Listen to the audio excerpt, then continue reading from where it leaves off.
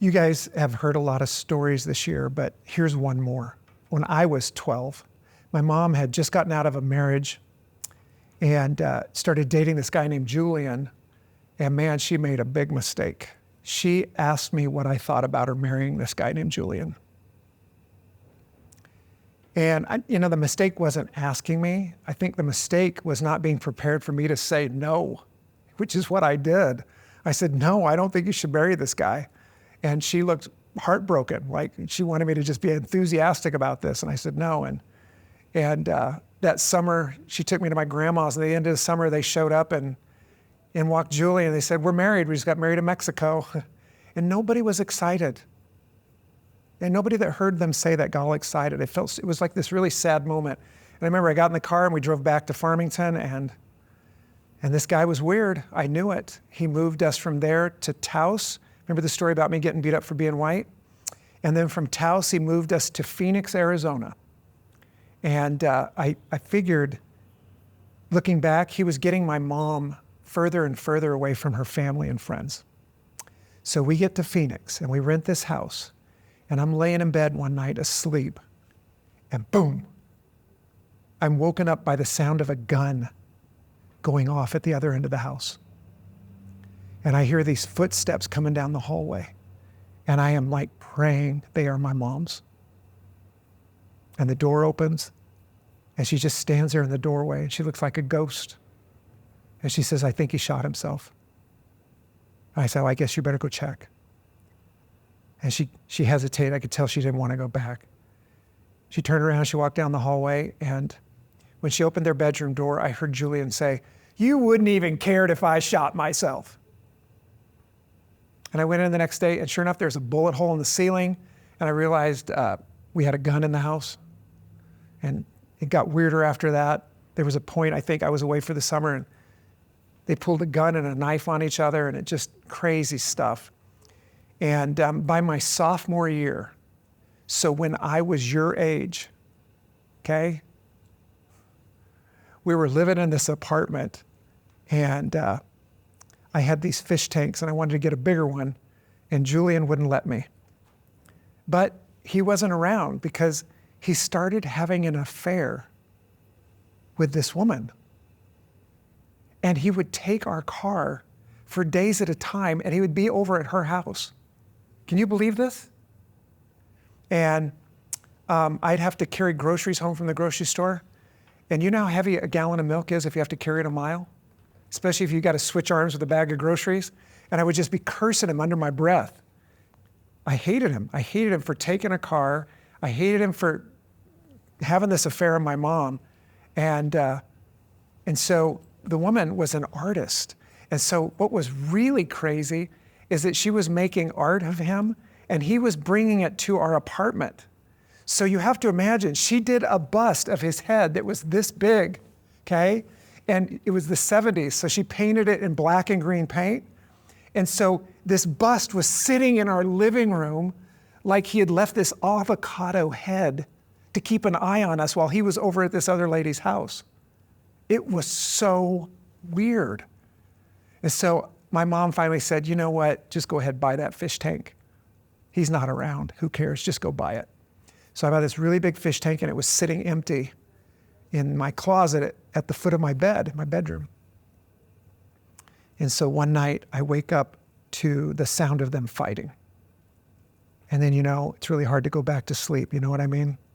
You hear that fighting, and you're just laying there, and you're like, oh God, how long is this gonna last, right? And my brother was awake. I knew he'd be awake. I said, how long they been at it? He said, quite a while. And then all of a sudden, I hear Julian say, and that damn fish tank. And I went, oh no, here we go. And the fight starts coming down the hallway toward my bedroom. And I am like, oh God, what's gonna happen next? And it gets right outside the bedroom door, and bam, the door bursts open and the light comes on. And when the light came on, this image is burned into my brain of my mom standing there in the doorway. And she's tiny, she's like 5'5". And she's got her hands splayed on his chest, trying to push him back. and her face is beet red, and her hair, she had this bleach blonde hair, it's all messed up. And she just looks furious, and she's like, no. And he is like 6 foot plus, 200 plus, he towers over her. And he leans in over her into the bedroom. He just leans through the doorway and he says, you, I told you not to buy that fish tank. And he picks up the steel ball and he's like, his face is full of rage. And he picks up the steel ball and he winds up to throw it as hard as he can. And I just close my eyes because I thought he's throwing it at me and I'm going to die right now. And I just closed my eyes and he didn't throw it at me. He threw it at the fish tank. And when that thing shattered, that sound just, something inside of me shattered at the sound of that. And I hope you never experience this, but I just started shaking really, really hard. I couldn't control it. And I was so mad because I knew he could see this, right? And then these tears started coming out of my eyes and I couldn't stop the tears. I wasn't crying, it was just total fear, right?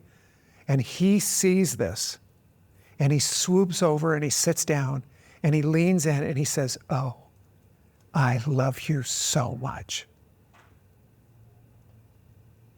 And I was so angry that he could lie to me like that. In that moment, I just wanted to kill him. But all he saw was the tears and the shaking. And I realized this is what he did to my mom. He'd come back, they'd fight, he'd beat her up, she'd cry, he'd tell her he loved her, and then he'd leave again. Well, not too long after that, he was back for another visit, and I was waiting for him in the hallway. And I said, hey, would you like to get rid of me for the summer? And he said, sure. And I said, all you got to do is pay my way to Hawaii so I can go pick pineapples. And he said, you got it. And he paid my way to Hawaii. And that's how I ended up in Hawaii in 1977 to pick pineapples for the first time. And you know the best part about that summer? When I got home, I had a new stepdad.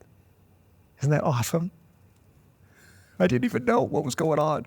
My mom pulled up in front of a different apartment and I said, did we move? And she go, didn't I tell you? And I go, no, you didn't tell me. She goes, yeah, we moved. And she goes in the house and I follow her in and my brother's laying on the floor watching TV and he hasn't seen me for 3 months.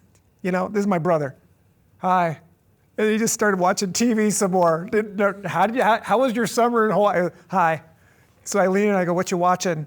And I look at the show and it was back when TVs had tops, you know, back in the 70s, 77. And there was this picture on the top and it was my mom getting on a helicopter with this guy. And I go, who's this guy? And my brother goes, you're gonna like this one. That's what he said. And he was right. My mom started dating a guy who graduated from Stanford University. Where did she find this guy? He was a lawyer. That night, he's like, hey, do you need some help with your math? I can help you with your math. Like, you're willing to help me with schoolwork? Nobody had ever offered to help me with anything. And he goes, yeah, do you want to play a game of chess? And I'm like, you play chess? Who is this guy? So they got married that fall. And then that whole year, this guy named Bushy, who was the coordinator of our camp in Hawaii, he kept calling me up and he kept bugging me to go back to Hawaii to pick pineapples. And I said, no, I'm not going back to pick. You have to be insane to go back and pick pineapples. I picked it once, I'm done. Now, do you guys know how hard it is to pick pineapples? In fact, how do you think pineapples are picked? Where are they grown on? Anybody have an idea? What? Trees? Anybody? It's a single bush. It's single bush? Single bush and you have to cut it? You know, we don't have any sense of where our food comes from. Do you know what I mean? Really, we have no idea. I thought I was going to a tropical paradise and I would walk through a jungle, a rainforest with a machete and a basket and I would chop pineapples out of trees, drop them in my basket and go and dump them in a trunk. No, I went from Phoenix, Arizona to this pineapple field in Hawaii that was surrounded by prickly pear cactus. It looked like I was in Arizona. Pineapples don't need water, they need warmth. So the air in Hawaii, when it comes into the island, it blows up one side of the island and it rains on that side. And that's where all the tropical paradise is. And on the other side, it's still nice, but it's not the same. And that's where they grew the pineapples. I picked in a pineapple field where it was rainy, and the pineapple plants came up to my armpits. They grew too much. So they would plant them in drier areas, and they just don't need a lot of water. They just need to stay warm. And so the pineapple fields were not anything like I expected.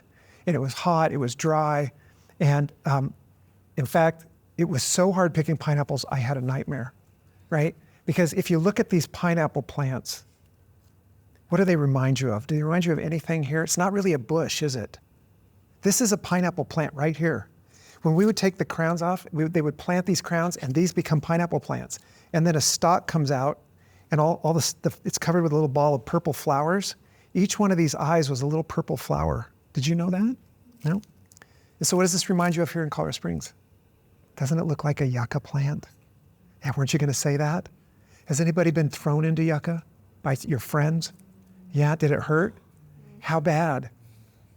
It's like it doesn't just poke, then it throbs because there's like some chemical on the end of the thing, right?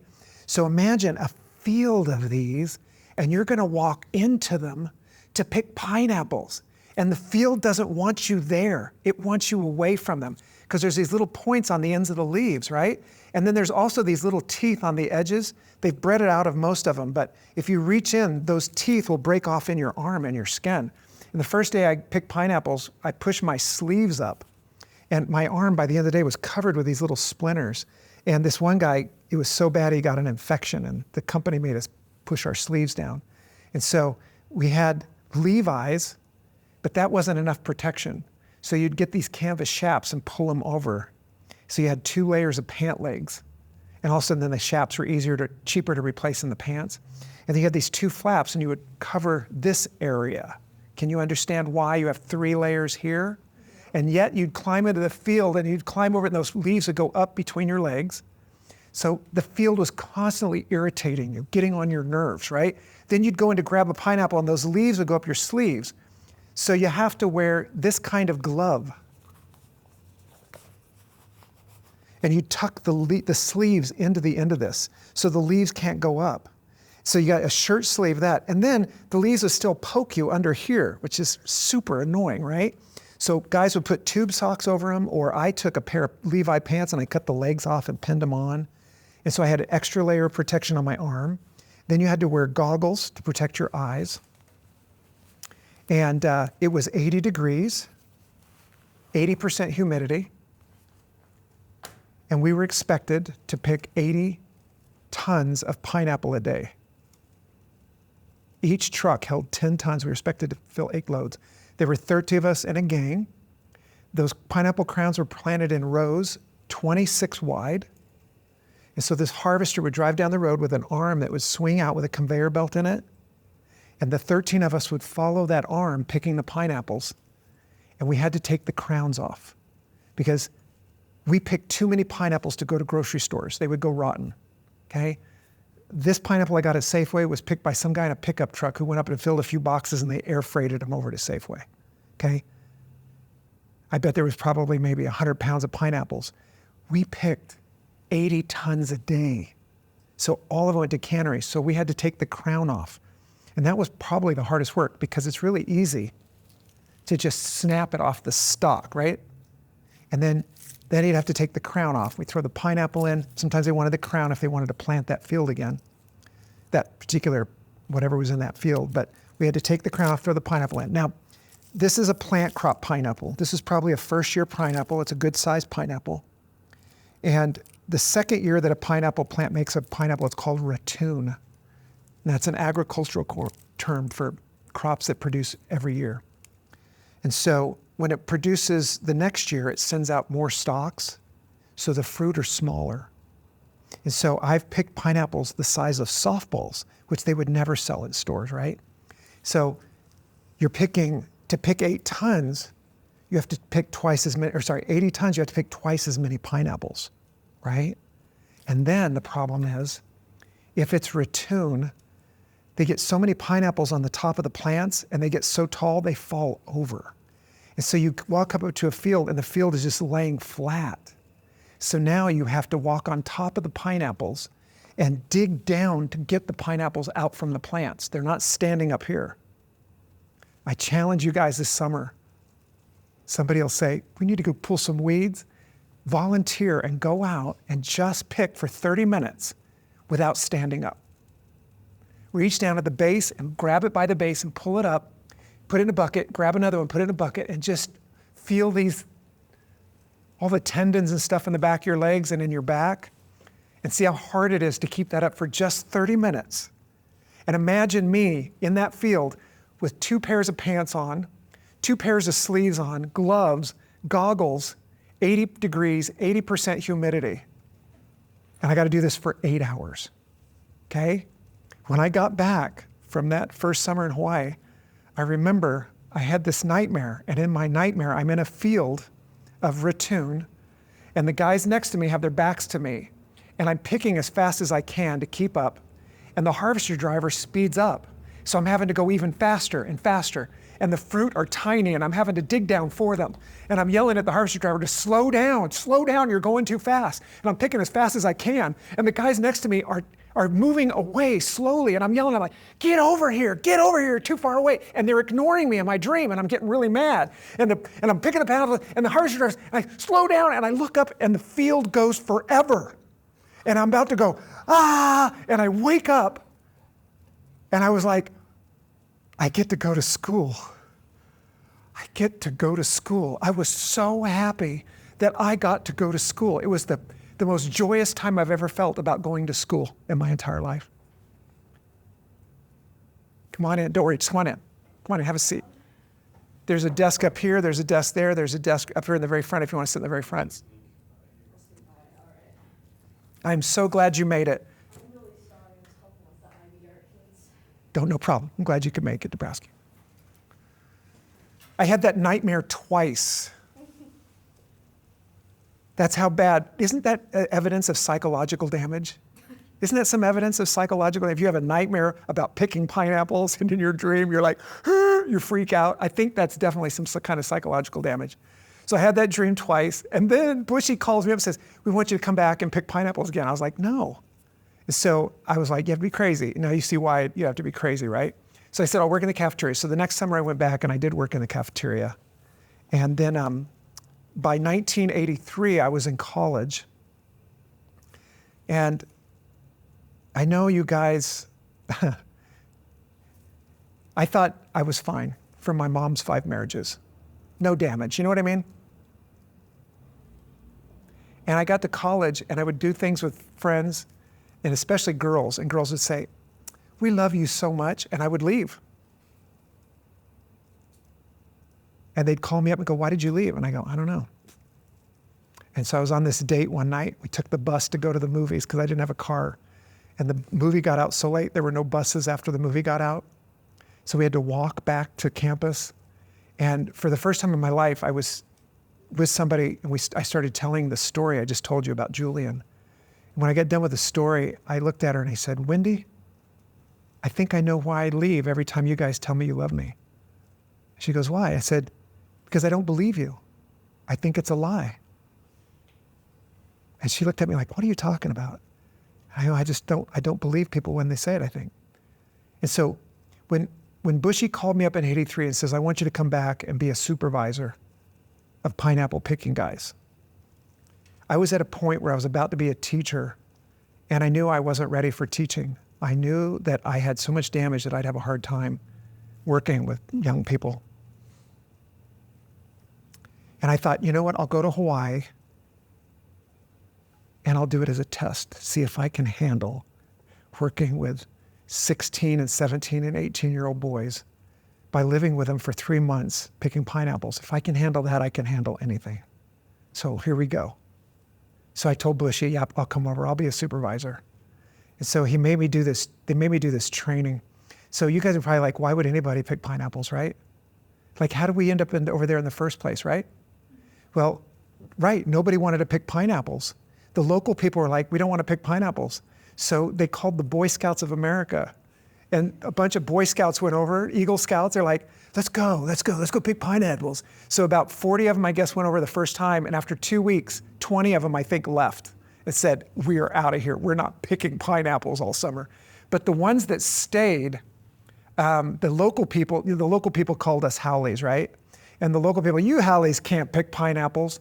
And those boys took it as a challenge, and they set harvesting records. Like, they picked more fruit than anybody expected to pick. So the pineapple company went nuts. They're like, can you get us more of these boys?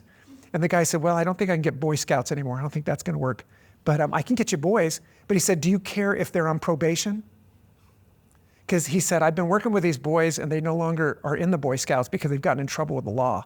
So would you mind if I just get boys? Do you care what's going on? They go, nope, as long as you watch them. And he said, well, will you provide a camp or a dorm? And they said, sure. And so they made an arrangement. And by the time I went in 77, there were like 1,500 guys going over to pick pineapples. Can you believe that? There were a bunch on Lanai. There used to be some on Molokai. By the time I got there, that was gone. And there was some on Maui. And our camp was the smallest. We only had 80 guys in our camp. So that's how we ended up over there in the first place. So we had to go do training because the guy that hired these boys realized that there were some boys that had problems. So we had to go and do this training, I remember it was dealing with male adolescent behavior. Like, do you think there's a specialty for just male adolescent behavior? So we did this training, and I did that, and I also had to do training to be a lifeguard, because when we went to the beach, I wasn't allowed to swim that summer. I had to be the lifeguard on the beach. And then on the way to Hawaii, my grandma said, would you mind coming by my house and going through a box of pictures with me, because I'm losing my vision. So I went to her house, and we started going through these pictures. And it was the weirdest thing, because there were pictures of my mom that I'd never seen before. And they were pictures of her as a little girl. And it was what was weird about it was I'd never seen my mom without makeup and her bleach blonde hair. And here she was a little girl, and she had brown hair like mine and freckles. And she was on a pony, and she was sitting under a tree with a flower in her hair. And here were all these pictures. And I was like, oh my God, my mom was a little kid like me. And something really bothered me about that, right? And I couldn't sleep that night. And I went on to Hawaii the next day, and I get to Hawaii, and there are already 3 groups of boys, 3 gangs are already there, who they decided to go over for 6 months, not 3 months. So these guys were also psycho, right? And they were not academically inclined, like they wanted to get out of school 3 months early. So they were already there, and my gang and 2 others were going to show up, and so we had to go through this training then with a company. Because you guys, I was the supervisor in the field. I was in charge of the boys, the harvester driver, the truck driver, and I was called the Luna. That's what they called the supervisors. I was the Luna. And so I had to meet with the owner of the company, me and the 2 other new guys. And I remember we walked into his office, and you could tell why this guy was the owner of the company, because he was scary. I mean, I was intimidated by this guy. And he said, sit down, gentlemen. And we sat down in these nice leather chairs, and he said, gentlemen, I only have one concern, and that is safety. I do not want to have to call some kid's mom and tell them that they got run over by some truck out in a pineapple field.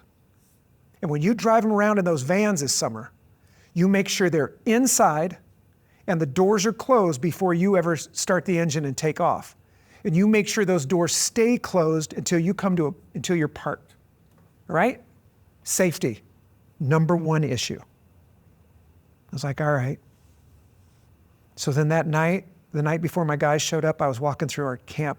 Now, our camp was the nicest camp anywhere. It was an old retirement home. The buildings were in a horseshoe shape, and it had actually been landscaped when it was a retirement home. It had beautiful landscaping, and there was a mango tree, huge mango tree. You could go pick fresh mangoes.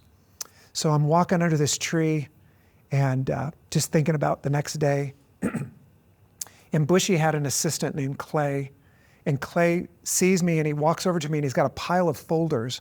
And he walks up to me and he hands them to me, and I said, what are these? And he said, these are the applications of the guys in your gang. And I said, yeah, I've seen these. He goes, I know, but there's something else in here. And I did not know that they did this. He said, we've asked the mom or somebody to write a letter just to you with anything they think you should know about their son. So think about that for a minute. What would your parents write about you? What would they want somebody else to know? So I had no idea what this guy was talking about. What are you talking about? So I go, okay. He let go of the folders, and I walked up to this office, and it was starting to get dark outside. And I sat down at this desk, and I opened the first one, and there's Paul. And all the stuff he had written that he thinks you need to know in order to hire him to be a pineapple picker, not really realizing if you just want to be a pineapple picker, you can be a pineapple picker. And I'd seen all that stuff, and I turned the page, and there's this new yellow, legal-sized piece of paper, and it's covered in beautiful cursive handwriting. And I start reading it, and it's his mom. And she's saying, and you can tell she's in tears. She says, I'm so glad my son is getting out of our house and getting away from my husband, because my husband has called him stupid his entire life. And she says, I think my son's starting to believe it. Then it just broke my heart. And I look back at his picture, and his picture, he looked kind of goofy. He was making kind of a goofy face. And I went, oh my gosh. I could easily, I was only 22 years old. I thought I could easily go, how can you be so dumb? How could you be so stupid? I could easily say something like that. I was like freaked out, like I cannot ever say anything like that to this kid. What if I slip? I was like, you're just have to focus, man. You cannot let this slip. You're gonna have to just, whatever he does, don't ever say anything that makes it sound like he's dumb or stupid. So I go to the next one. The next mom is just angry. And she's angry at her husband because her son has an addiction problem. She explains he's addicted to drugs. And her husband, she's mad at him because every time they try to deal with the son's addiction problem, the husband bails him out.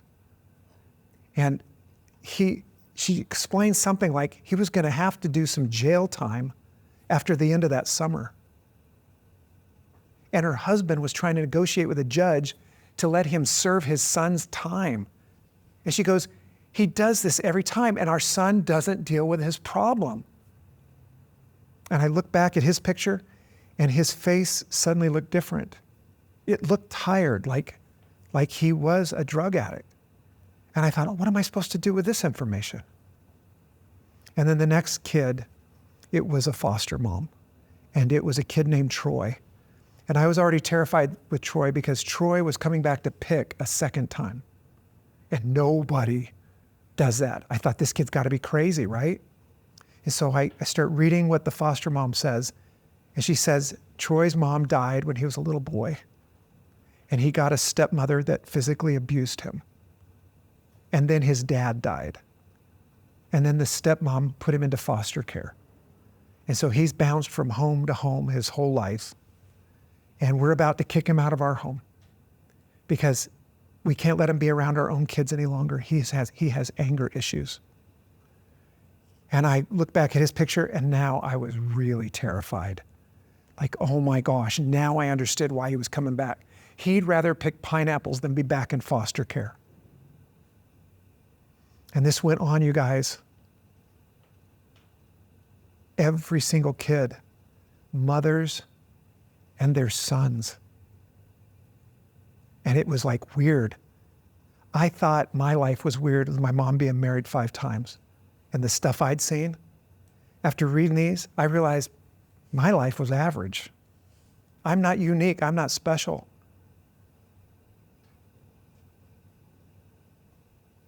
And I got to the last one.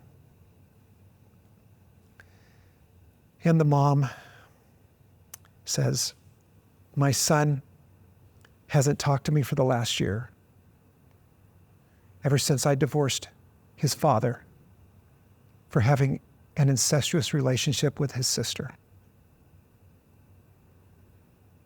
And she says, I know he loves me, and I know he loves his sister, and I know he loves his dad, but he won't talk about it. And I thought, I am not supposed to know this information. Do you guys remember on the first day of school when you walked in and I said, I don't know you, but I know you have things to deal with? Do you remember me saying that? It was because of this night. Because I thought I was unique, and I realized I'm not. And I know There are things that we just don't even talk about, like with this kid. I was not meant to know that information. That was too much for a 20-year-old to know. Do you know what I mean? That kid, that was private. That should have just been that kid. And I don't know what you guys have to deal with, and I hope, if you don't, I hope you never have anything to deal with. But after that night, I suspect we all have things to deal with. And so I closed the folders and I sat there, and you guys, I was freaking out. I was like, oh my gosh, I do not know what to do with all this information. And it was just getting dark outside, and I just felt like I was drowning. And I picked up all the folders and I walked outside, and Clay was waiting for me. And he walked up to me and he said, "Are you okay?" I said, "Yeah, I'm okay." And he goes, "No. Are you okay?" I said, "Yeah, I'm all right." He goes, "Good, because we have a problem." I said, "What?" "Well, we got this kid. We think his gang is about to kill him. We're literally worried for his safety. So we're about to send him home unless you're willing to give him a second chance in your gang." Okay. I was 22. I didn't know what I was doing. I said, "Sure, that's fine." They said, "Okay, good, because he's already moving his stuff into your dorm down there." And so he took one of the folders out of that pile and said, "We're going to take this kid and we're going to put him in a different gang, and now you've got Ty." So I walked down there, and Ty, immediately I could tell why his gang wanted to kill him. Have you ever had a group of friends and there's always one friend that always gets their way? And one of the reasons they get their way is people just give in so that it'll get them to shut up about it. Have you ever had somebody like that? It's like, "Fine, we'll do what you want to do. Just drop it, all right?" And this was Ty. And he immediately started telling me how things were going to be, right? "We're going to do this. It's going to be like this, blah, blah, blah." And I immediately, my instinct was to go, "You need to shut up. Like right now, stop." And I couldn't. You know why? Because I realized no matter how irritating it was, there was some mother out there that wanted me to love him as much as she did. And my life was changed. And I realized I was going to have to figure out how to do that with him and all of the other guys in my gang. And this is coming from a guy who's damaged when it comes to love, right? And I couldn't sleep that night. I had 13 movies in my head. And Ty, he wouldn't shut up. He kept talking all night long. Oh my gosh, like a mosquito buzzing in my ear. So we got up the next morning, we drove to the airport, and the guys were told to wear shirts and ties. I also should tell you this. Well, no, they were told to wear shirts and ties. So they get off the airplane, and they look pretty nerdy. They look like guys that wanted to finish school. I'm sorry, they kind of look like maybe the guys in this class, kind of academically inclined. Not that you guys are nerdy looking or anything, but imagine 13 of these guys walking off the airplane in shirts and ties. And they also had to get nice little haircuts before they came over, because everyone knew it would be the last haircut for 3 months, right? So they get off the airplane and Ty's waiting for them, okay? And Ty immediately like, "Oh my gosh, you guys are gonna hate this. It sucks picking pineapples." And I'm like, "Oh my gosh, Ty, I wanted to say shut up, and I didn't." And he's talking to them, and they're just sitting in the back of the van. The van has 2 benches, 6 on each side, so they can face each other. And so they're sitting in there, and they're just looking at each other, and they're thinking, "What have I gotten myself into? I'm here for 3 months with these guys." And I got to tell you, we lived in a dorm room that was half the size of this classroom. Yeah, imagine this with 6 bunk beds and 1 single bed, or 2 single beds, 1 for me and 1 other kid. Imagine it. That's how tight our space was in our dorm, okay? And when we went anywhere on the beach, or in the island, we went in the van. The only place we could get away from each other, because at work we were stuck with each other for 8 hours. In camp, you could kind of get away from each other, and that was about it. So they all had their little facade up. The facade that you guys have. The facade that you keep up here. And it's when your mom or dad says, "I bet you never act this way at school, do you?" Has anybody ever been told that? No, you guys are all perfect angels, right? Nobody would ever. So these guys are all being little perfect angels sitting in the back of the van. And we get to camp and we pile out of the van. And as they get out of the van, they can hear this sh-king, sh-king. And they're looking like, "What is that noise?" And we walk into camp, and we had a weight room in camp, But Ty's old gang had taken all the weights and moved them to the courtyard. So as they walked into camp, it looked like a prison scene from a movie with these guys all with their shirts off, working on their tanned bodies. They're already pretty tanned, right? And they've all shaved their heads, okay? And as it's been growing back, they've been putting sun in it. Sun in is like hydrogen peroxide. So if your hair is blonde, it makes it really lighter. But if it's dark, it turns orange. So there's 13 guys with orange stubble, no shirts, working on their tans and their muscles, lifting weights. And all of a sudden, my guys realize Ty used to be in that gang because he has orange stubble hair too. And my guys walk in, and the gang lifting weights see my guys, and they look at him, and they've been over in Hawaii for 3 months. And they look at my guys, and they went, "Did we used to look like that?" And my guys looked at them and went, "Are we going to turn into those guys?" And it was like two worlds colliding. And we walked down to the dorm and we dumped our stuff off. And Aaron walks over and pulls up his shirt and he goes, "I think I have chicken pox." And I go, "Why do you think you have chicken pox?" Because my sister has chicken pox and he had these little pink dots. And I said, "Yeah, you probably have chicken pox." So he missed the first week of work, which meant we got a local kid named Joe. And just heads up, Joe was, I think, older than these guys, probably in his late teens or maybe early 20s. And at lunch, he would disappear and always come back a little bit happier. Like a little Maui Wowie happier. Maui Wowie is a strain of pot, just so you know. So it's referent. People in Hawaii talk about it all the time, a little Maui Wowie. So we think he was a little happier from Maui Wowie. So he'd come back and he'd be really happy after lunch. So we had him in our gang for that whole week. And until Aaron got over his chicken pox. And so we go out the next day for our first day of work. And it was hard, right? But it's the second day that's the worst. Because on the second day, it still sucks, but now it hurts. I remember the second day I picked pineapples, my fingertips hurt. I would go to touch something and feel this pain, and I'd move my fingers back. I think it's from the gloves pushing on the end of your fingers for 8 hours, grabbing those pineapples. And my wrists hurt, my back and my legs hurt, my back hurt. But my wrists were the worst because you had to take the crowns off. And so at the beginning of the shift, my wrists hurt really bad. And so by the end of the shift, I was rolling pineapples off. I'd pick it and I'd roll it off into the boom with my arm. And so I didn't have to do this motion because my wrists hurt so bad. It was like an electric shock would shoot up my arm. It was like a jolt of electricity, like the nerves were being damaged or something. So I hated it. So the second day of work with my guys, I knew I had to watch Troy because I knew Troy would know all the tricks because he had been there before.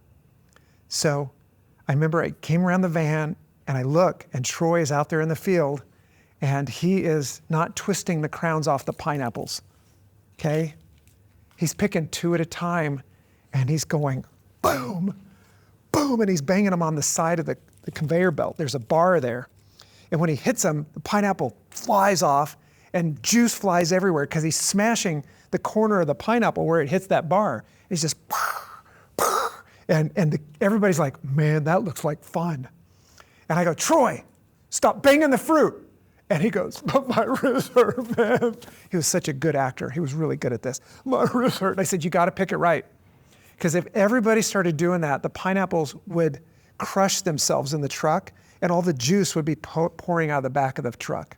And the company, that's the money is the juice. We pick green pineapples, they can add sugar to the juice. The juice is the flavor of pineapple. And so we had to pick them clean. And the machinery would get clogged up too. It was mushed fruit, it would get clogged up. So I said, "Troy, you got to pick them right." So I leave, I give him about 5 minutes and I come back and I look out there and he's at it again. And I'm like, "Troy, you got to pick it right." "Well, my wrist hurt." And I said, "Pick it right." And I left, gave him about 5 minutes, came back and he's out there again. And I said, "Troy, get out of the field, you're suspended."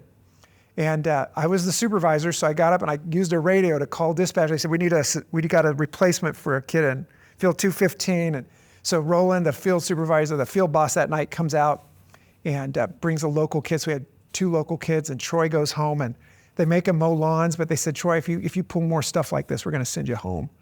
And Troy did not want to go home. So he resorted to just anger. And his way of expressing anger was to swear. Okay? Now, before you could go to Hawaii, you had to agree to 3 rules. 1, while you're in Hawaii, you don't swear. 2, while you're in Hawaii, you won't drink, smoke, or do drugs. And 3, while you're in Hawaii, you won't talk to girls. Okay, that doesn't seem like to be an issue with anybody. Can you imagine if we let him talk to girls when we went to the beach? And all the girlfriends of guys that live there, and they already hated us for taking their jobs, but can you imagine if we started talking to their girlfriends at the beach? So those are the rules, and so Troy started swearing. And I didn't know what to do, so I said, Troy, do some push-ups. So he'd start doing push-ups, and he'd get to like number 18, and he'd start swearing again. And I go, okay, do 20 more. And he'd start swearing again. I do 20 more, and it got to where he was just swearing on every push-up, right? And the guys are watching like, how far can he go, man? He was getting up to like over 100. And I said, Troy, just stop. And that was it. I never did anything about swearing after that. And Troy, everybody just understood that Troy had an anger issue, and his way of dealing with it was swearing. And if you had been on the side of a road on Maui that summer and seen our yellow van go by, you could have very easily seen Troy with his head out the back window and just this poetic swirl of cuss words as we drove by, as he was purging himself of all of his anger. All right, so that was the second day. Third day, there were 3 guys in my gang, Bob, Mel, and Nathan.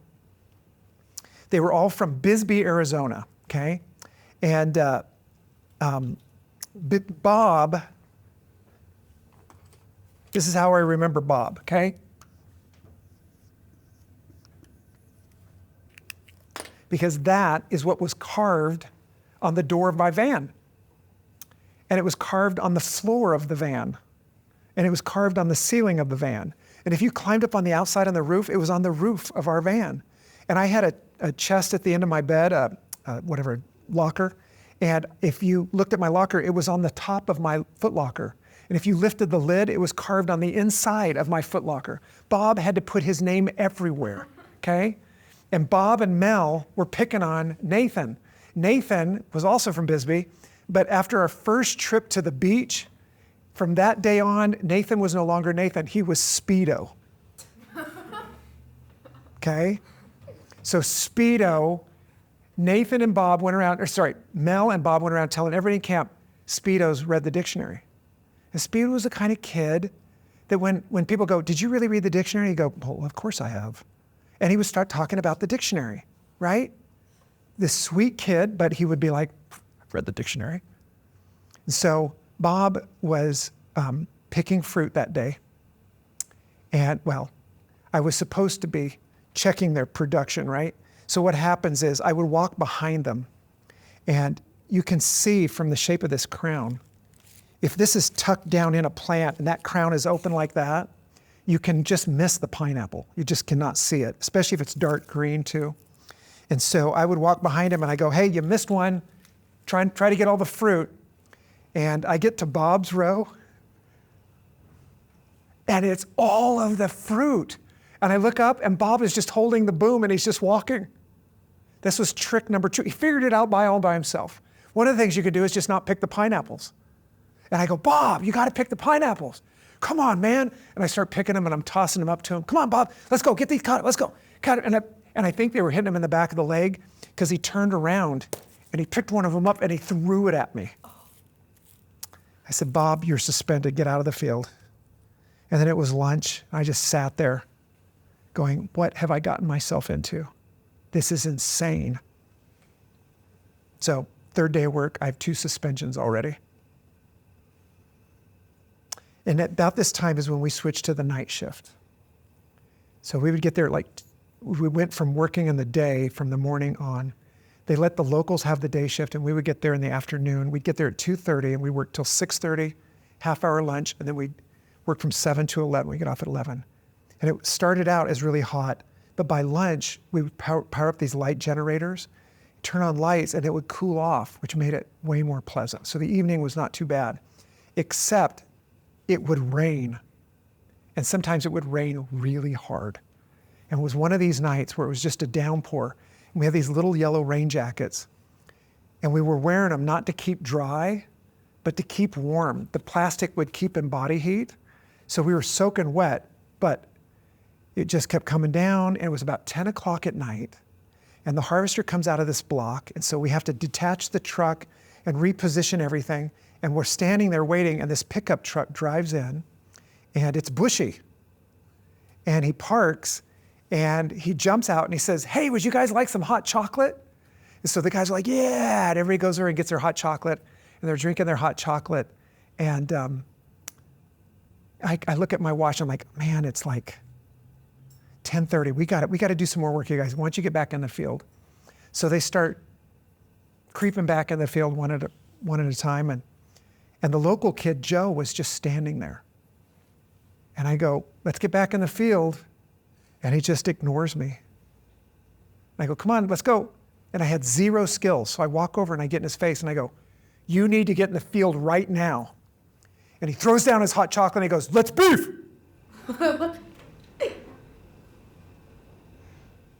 And I just said, "You need to get in the field." And I turned and walked away, and my guys came up and they're like, "McNeil, you could have taken him. You could have taken him." I'm like, "Shut up. Look how big that kid is. We would have had your back. We would have had your back." And I'm like, "You don't even know what you're talking about." So I get into turnout, and I told Roland, "That Joe kid, man, we had a little incident." He said, "Let's beef." And Roland said, he said, "What?" And he said, "Let's beef." He goes, "Joe, come here. You're fired." 2 suspensions and a kid fired. I suck as a supervisor. So the next night I'm at work, and the truck drivers would come in, and I'd have to give them field information to take the cannery. And this one truck pulls in, and it's a woman. So I hand her the slip, and I'm going to walk away, and she says, "Wait, are you that Luna that got Joe fired?" I said, "Why?" She goes, "Did you know he's a Golden Gloves boxer?" They would have had my back picking it up out of the mud, right? And I said, "No." And she goes, "And his brother's in prison for murder. And Joe is looking for you." And in my head, I was like, start running. Run as fast as you can. And I realized, oh my God, I'm on an island. I'll just end up back where I started. I have nowhere to hide from this guy. And I'm freaking out. And we finish the shift and we go back to turnout. And usually there's nobody there because it's 11 o'clock at night. And as we pull in, there is a van and a truck full of people sitting there waiting in the dark. And my guys are like, oh. And I'm like, what is going on? And I go, "Roland, here's our stuff." I said, "What's going on?" He goes, "I don't know." So I go back and I get in the van and I start up the engine, I turn on the lights and I drive out, and the van and the truck follow us. And we're on these back roads of Maui in pineapple fields. There's nothing. We're out in the middle of nowhere, okay? And this truck and this van are on my bumper. They're like inches away, honking their horn and flashing their lights and going, "Pull over, we want to talk to you." And my guys are like, "Pull over, McNeil, we can take him, we can take him." I'm like, "Shut up, man." And we get to camp and I pull in and they go on. Oh my gosh. And the next night, same thing. They're still waiting for us. And the same thing happens. They're flashing lights, honking their horns. And my guys are like, "McNeil, pull over, we can take him, we can take him." And I go, "Shut up." And half of my gang is yelling at me to pull over, and the other half starts singing a song. Okay? Some of my guys were pretty creative, right? Nerdy, creative types. And they were like, they made a song to Led Zeppelin's "Stairway to Heaven." And as I'm yelling at my guys that we're not going to pull over and fight these guys, I hear these voices start singing, "There's a Luna we know who almost got killed by Joe. Now he's driving the van back to turnout. When he gets there, he knows there'll be relatives of Joe who'll be waiting with nunchucks and shotguns." Ooh! And I'm like, "What are you singing? Shut up." And they're like, "Pull over." And I go, "No, I think I can see weapons back there." Like, "We can take them, we can take them." And I pull into camp and they drive on. Like, oh my gosh. So the next morning I'm brushing my teeth and there's this open bathroom window and there's a shrubbery here and a driveway. And I'm standing there and I hear this, whoa, whoa, whoa, whoa, whoa, whoa, whoa, whoa. Like, what is that? And I hear this, whoa, whoa, whoa, whoa, whoa, whoa. And it's getting louder. And I look out through the shrubberies and here comes this car. Whoa, whoa, whoa, whoa, whoa, it was just cruising by my bathroom window. And I looked through the shrubberies, and there's Joe sitting in the passenger seat of the car with his hands in his lap. And I'm like, he's come here to shoot me. Oh my gosh, we're gonna have a drive-by here in camp. And I am freaking out. And the car goes by, and I'm like, what do I do? What do I do? What do I do? And I'm like, okay, I guess I better go out and see what's going on. So I start heading out to the lanai, and the camp has been stirred up like a hornet's nest. These boys are running to find me.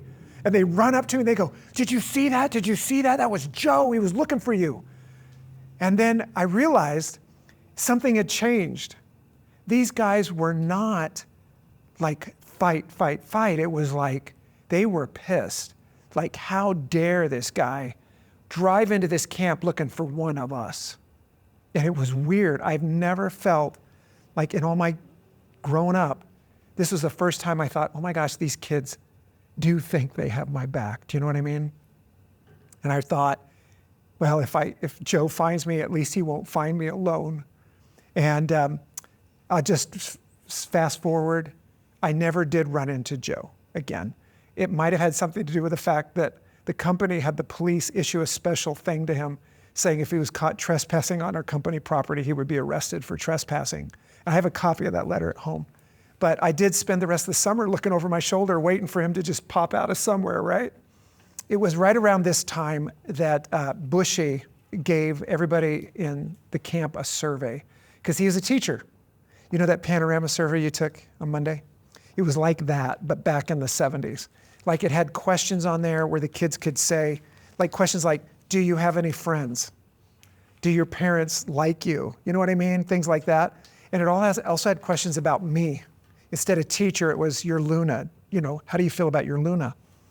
And I was thinking after 2 suspensions and a guy getting fired that I was going to be down here somewhere and they were going to be up here with their questions about themselves. And you know what I discovered? I was wrong. It was the exact opposite. You remember on the first day of school when I told you guys, I know you're your own worst enemies? Remember that day? It was also because of this. I did not realize how low those guys' self-esteem would be. I had no clue. And they didn't hate my guts. It was the weirdest thing, okay? I was like, what is going on? And so Bushy gave me those results, and then he said, they like you. They'll do what you ask them to do. I was like, what? What are you talking about? Now, Bushy was a wise guy, okay?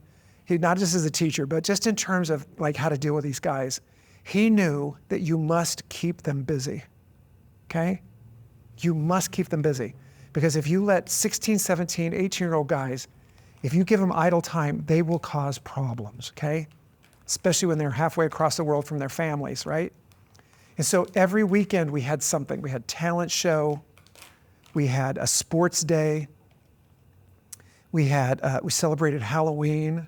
We celebrated Christmas. We did all kinds of things every weekend to keep them busy. And he also knew that you needed them to compete, right? You need to keep things competitive because guys like to be competitive, right? So every time we did something like that, it was a competition. Like when we did Halloween, we had a pineapple carving contest instead of a pumpkin carving contest. We had people carve fire-breathing dragons by combining pineapples together, all kinds of ridiculous stuff. The costume competition. For Christmas, we had all these different kinds of competitions. And one of them was building a Christmas tree out of pineapple crowns. And you couldn't use string or wire. You just had to be a freestanding Christmas tree. Some of the points were how tall it could be without collapsing, stuff like that. So we had been collecting pineapple crowns for this Christmas tree under our benches in our van. And so it was late one night. It was about 10:30, 10:45, because it was really close to the end. And Phil goes, McNeil, I got to go to the bathroom. And I said, can't you wait? We've only got 15 more minutes. He says, I got to go now. I was like, all right, fine. So I get in his line, because when they go to the bathroom, I'd have to pick their row. And he never comes back. I'm like, where did he go? What is he up to? And the shift ends. I'm like, all right, everybody, get out of the field, let's go. And everybody goes and piles in the van. And I help the harvester driver get the equipment shut down. And I'm the last one in the van. And I climb in and I close the door. And oh my gosh, it hit me like a wall. I would go, what is that smell? And they had been sitting in this van with the doors closed, just sitting in this smell because they're so exhausted. And like these guys, some of them didn't wash their work clothes all summer, okay? It was just, guys are disgusting, right? And so I go, what is that smell? And somebody goes, yeah, what is that smell? That smells pretty bad. And I said, well, turn on the light. So they turn on the light and I'm looking and I look and I go, what's that on your boot? And there was this brown stuff on his boot. And everybody's like, oh my gosh. And everybody piles out of the van because Phil took a dump right behind the van where everybody steps to climb up into the van.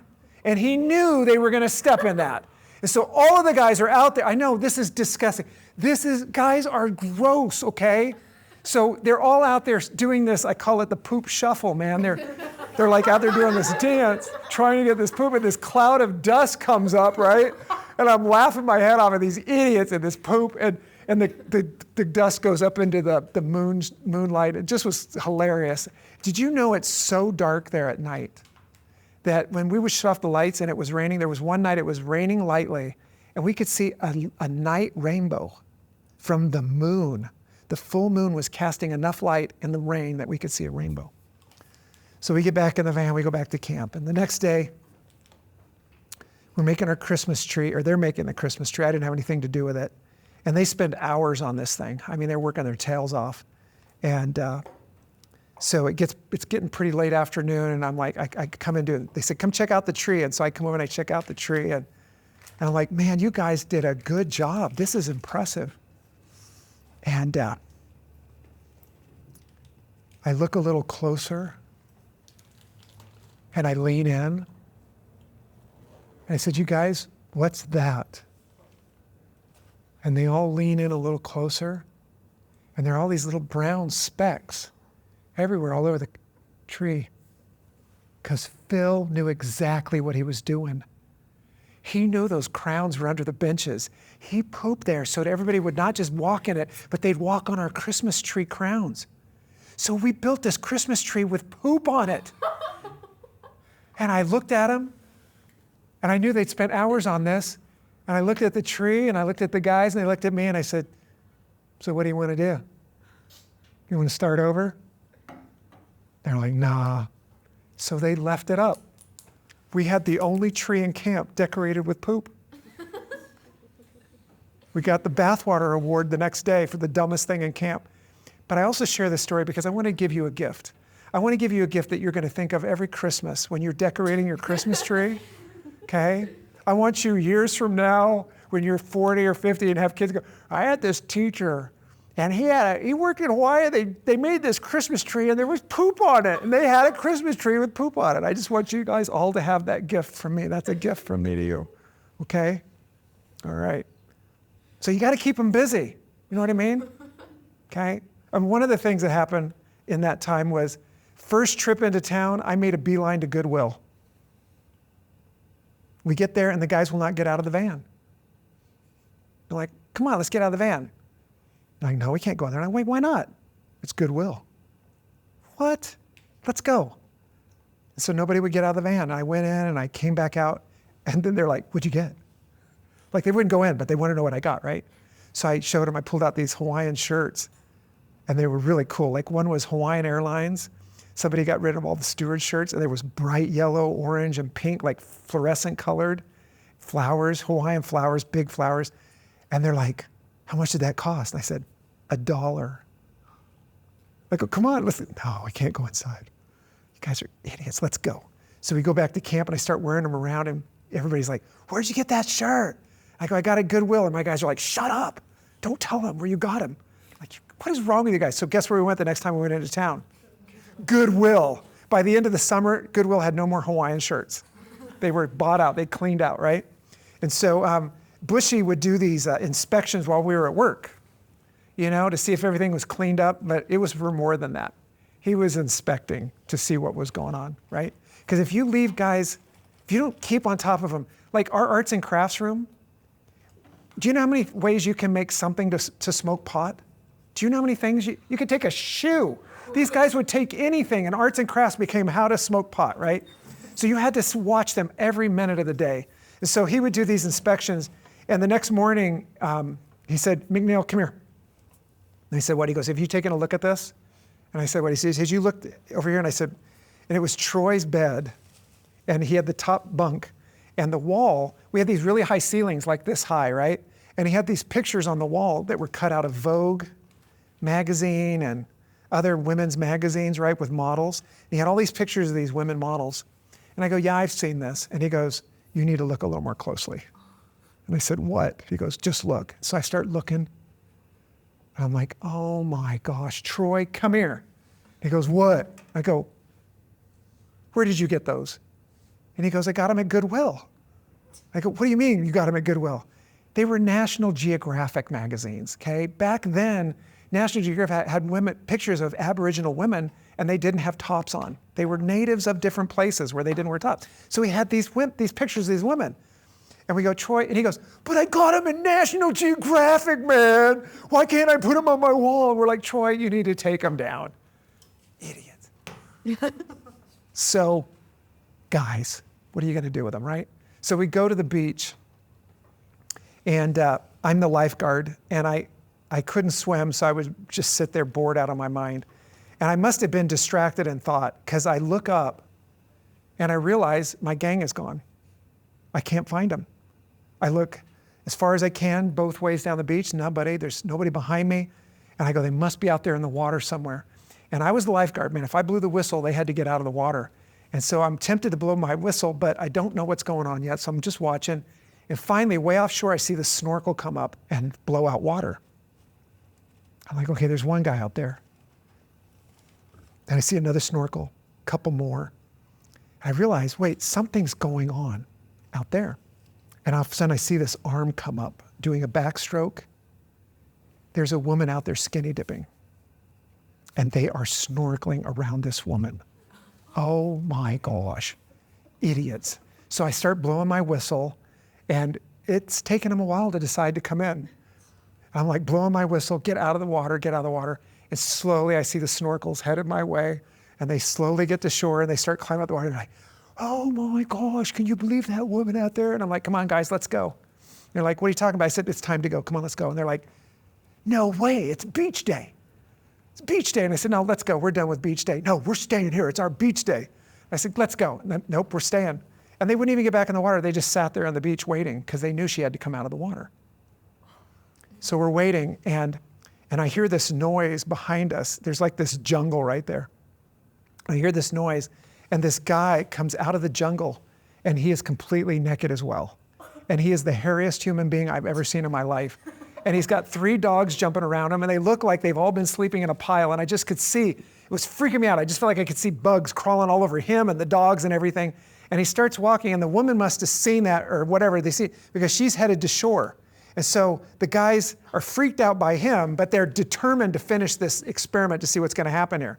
So the woman finally gets up to the shore, and the moment arrives where she stands up out of the water.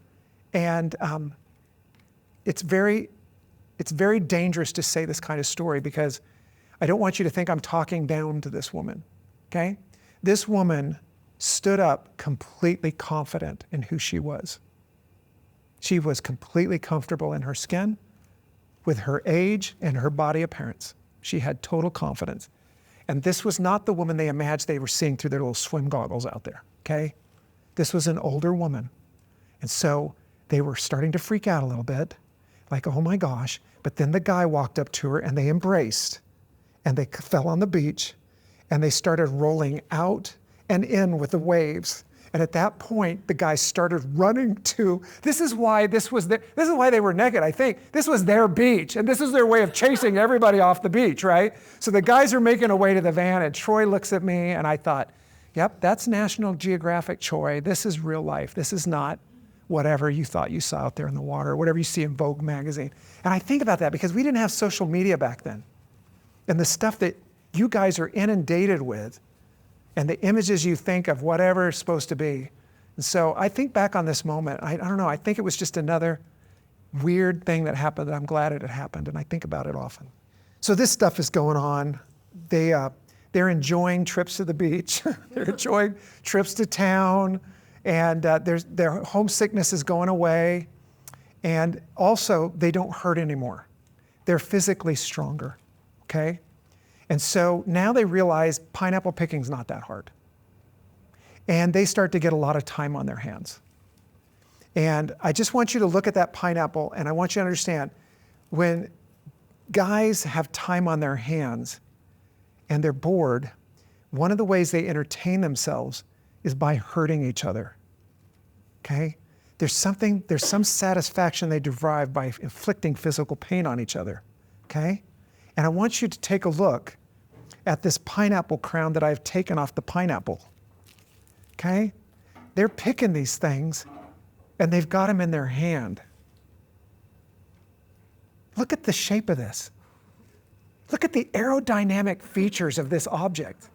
Think about how much that would hurt if it hit you in the side of the head. And not only hurt, but if you take it right out of the pineapple, there's this juicy little tip right here. So if it hits you, then a little bead of juice runs down the side of your face. Right? It doesn't look too unlike this. And I know every guy in here that's had one of these has tried to hit their friend in the head with it.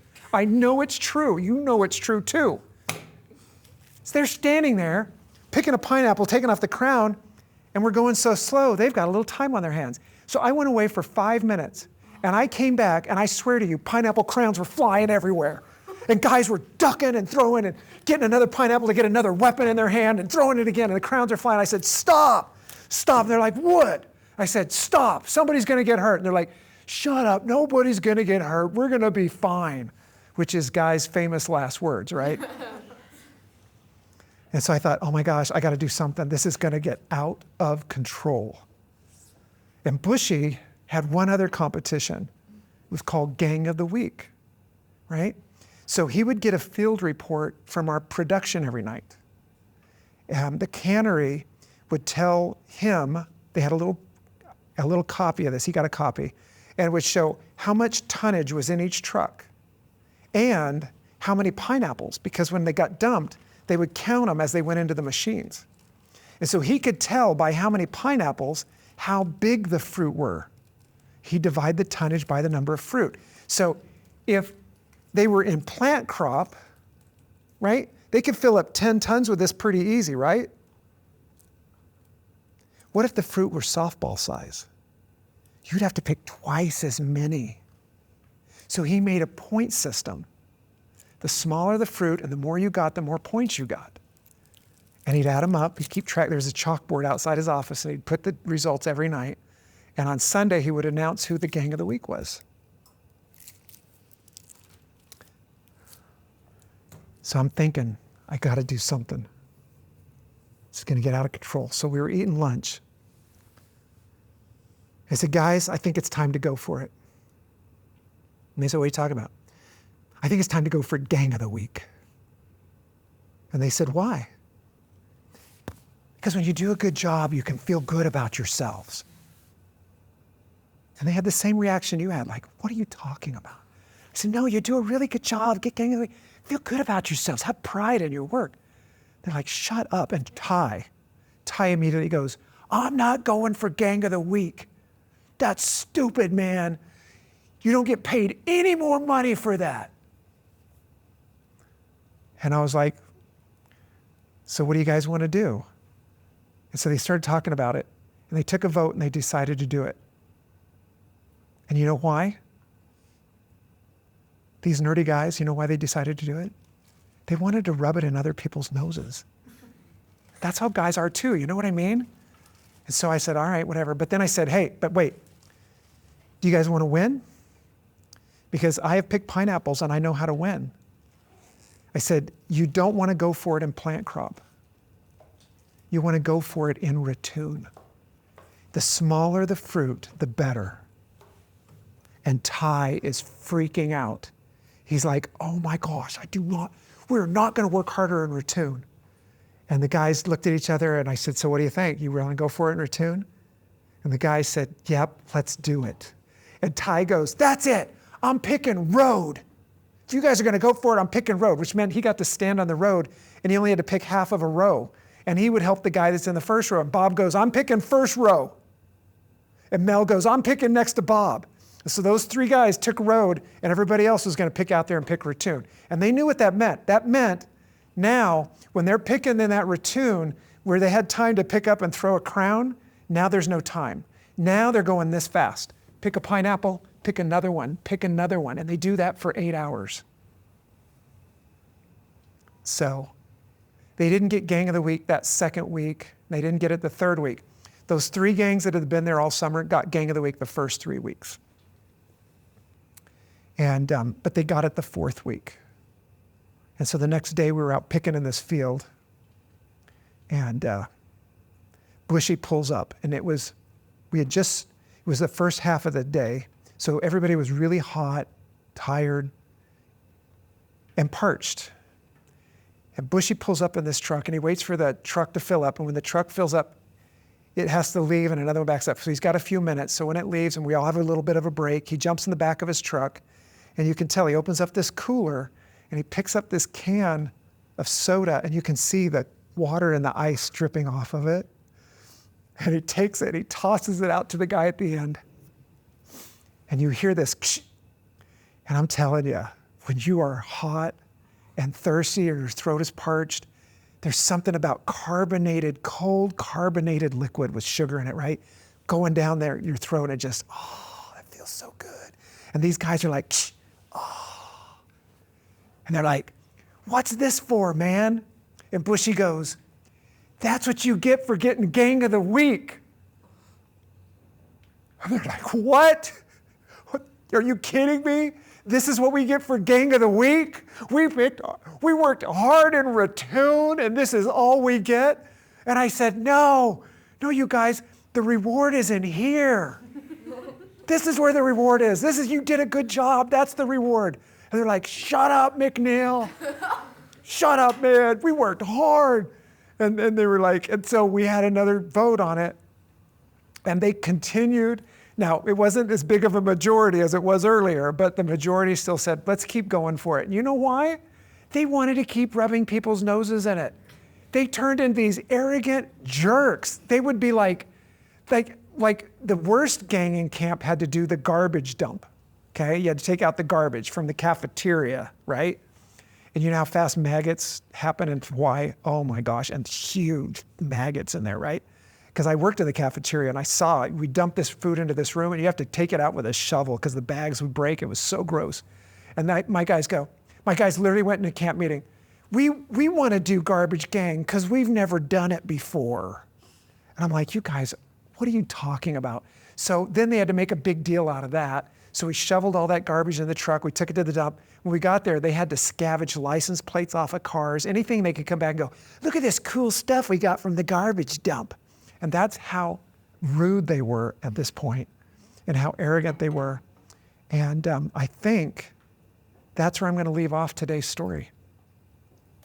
And the exciting conclusion will be on Thursday. What do you guys think? Okay? You guys okay?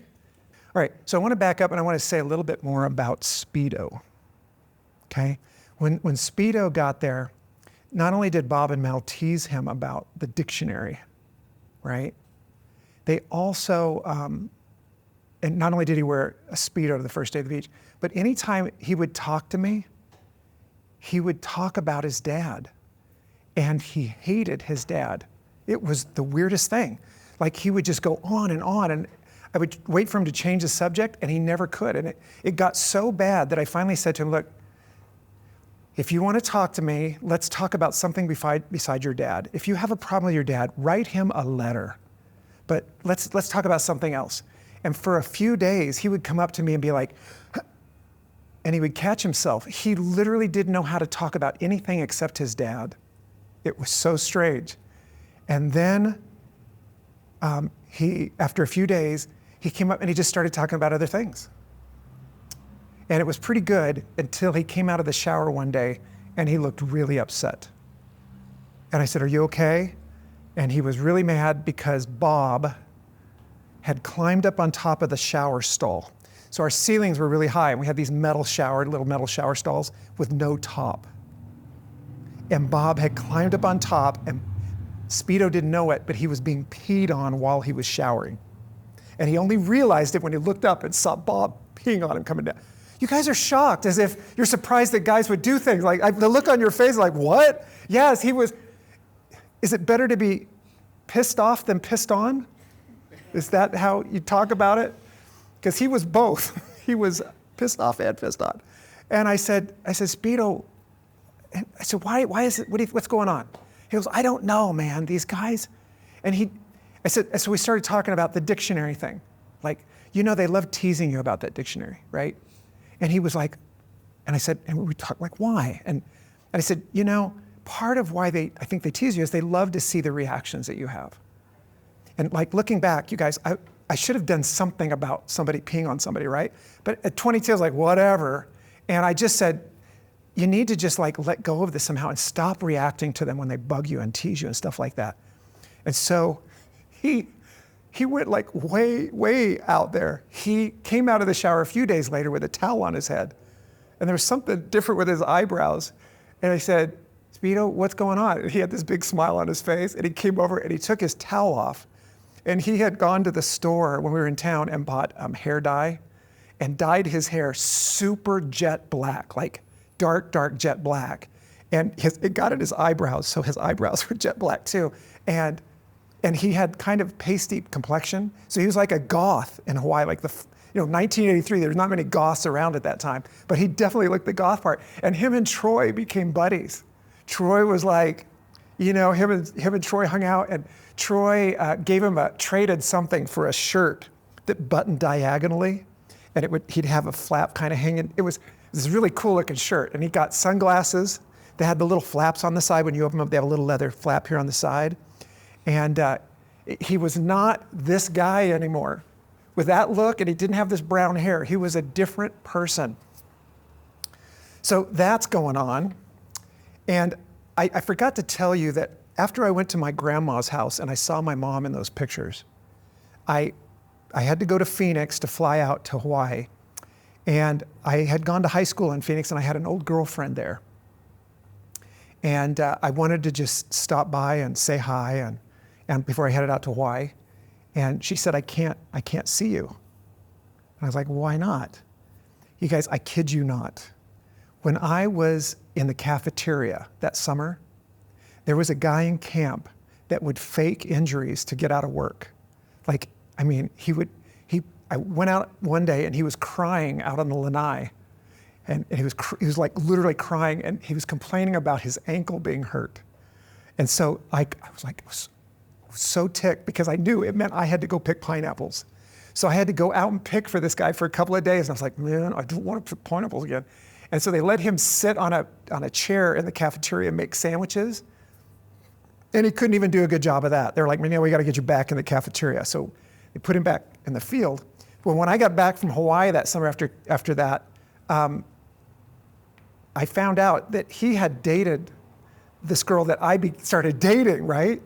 And I told her all these bad things about him. And she told me later, I thought you were just making that stuff up so that I would date you. And I was like, no, it's for real. This guy was horrible over there.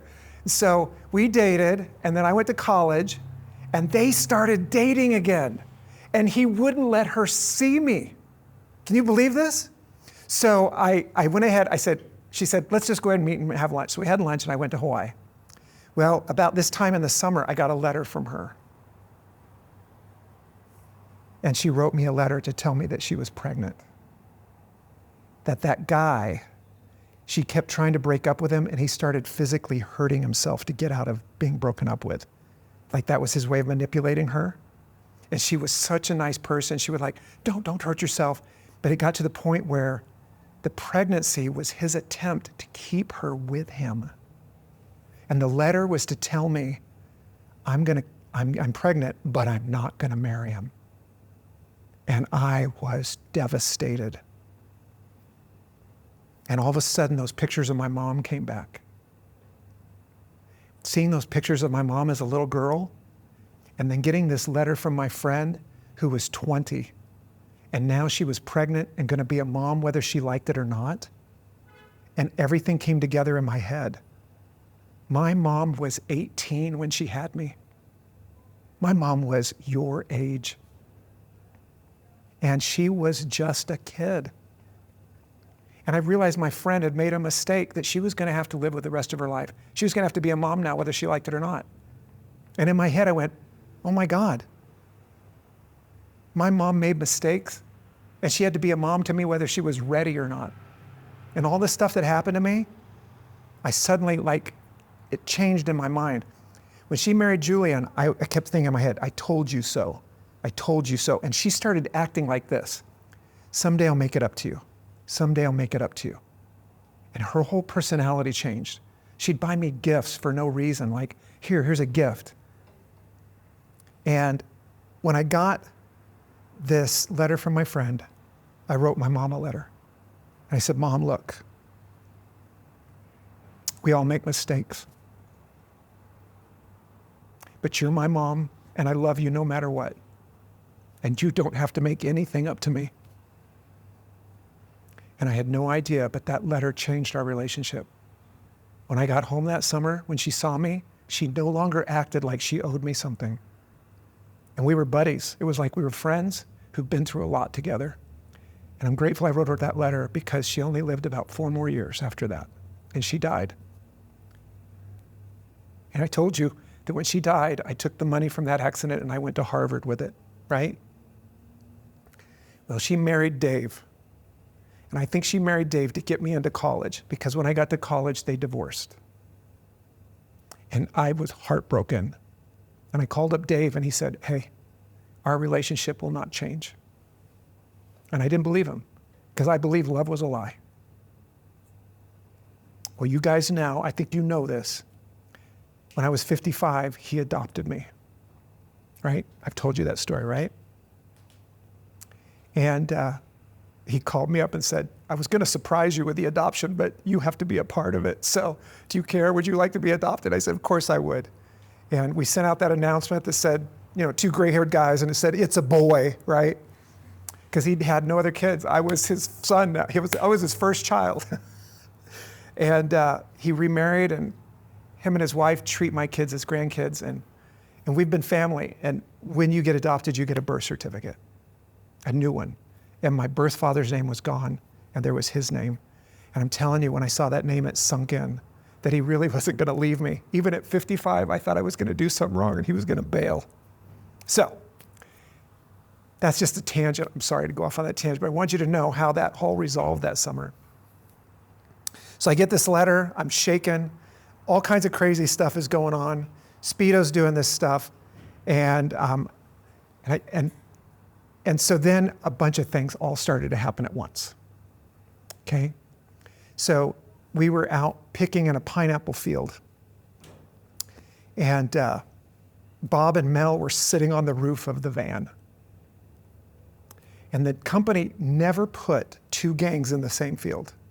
But there was another pineapple gang about 100 yards further down the field from us. And the supervisor's name was Martin. And all of a sudden, Bob and Mel started jumping up and down on the roof. They were clearly very excited. And I said, what's going on? What are you guys doing up there? What's going on? And they go, they're coming. And I look, and Martin's gang was driving up to our spot. And I said, why are they coming? And Bob said, because we're up here flipping them off, man. And I said, oh my God, get off of the van. So they come down, and I'm like, I just had a bad feeling about this, right? And I said, hey, everybody, why don't you go out and just lay down in the rows so they can't see you when you get here? And they're like, yeah, that sounds good. So imagine, I'm standing right behind the van, and they're all laying down in these rows. And Martin's gang pulls up the road behind my van, and his gang is looking around like, where are your guys? And I'm like, I don't know. And he parks, and his gang bails out of the van, and they come and attack me. All right? I find myself suspended in midair being drawn and quartered. They're holding my legs and my arms, and I can't get loose. And I realize, I start going, help you guys. And my guys jump up, and they're pretending to help me because I hung there for like 5 minutes. Like, come on, you guys, help me. And there's wrestling going on and a bunch of goofy stuff. And I finally got tired of staring at the sky. And I said, all right, I think it's time to stop eating lunch. Let's get back to work and stop. So they finally put me down. And I then moved to just inside field on one row right here. And Bob and Mel were standing over here on this side, one row in. And I don't know where everybody else is, okay? But I'm standing there waving to Martin like, go, just go, goodbye. And he's starting to back up. And he starts back up, and all of a sudden, his face turns to total rage. And I look to see what he's looking at. And I see Bob and Mel flipping him off. And it was like, no, Bob, Mel, because bam, this van came out of nowhere and hit him.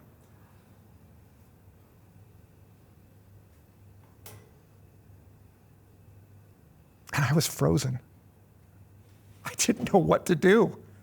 What do you do? And it happened so fast, and he backs up. And this is how stupid guys are. Bob and Mel jump up, and they start flipping him off again. Oh my God. And they go, you gonna hit us again? And Bob and Mel goes, Martin goes, are you gonna flip me off again? And they go, are you gonna hit us again? And they flip him off some more, and he drives the van at him again. And I'm like, why didn't I jump out and do something? I'm watching, I'm like frozen. And he drives at him again.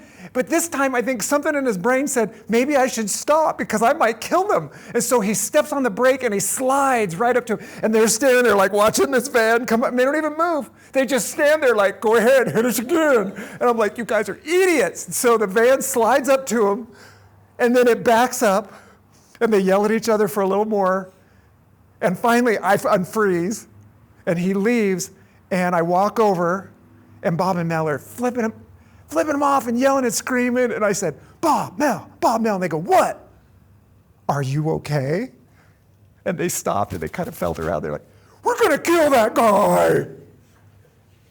And all I could think was that owner of the company on day one, right before they got, all I care about is safety. That's all I care about. I don't have to call some mom and tell them that one of you guys ran over these guys with your van. God. So that's out the window. And so we had to get back to work. And you guys, I had, the company just wanted safety, right? The guy that ran our program said, your job for our program, you have one job.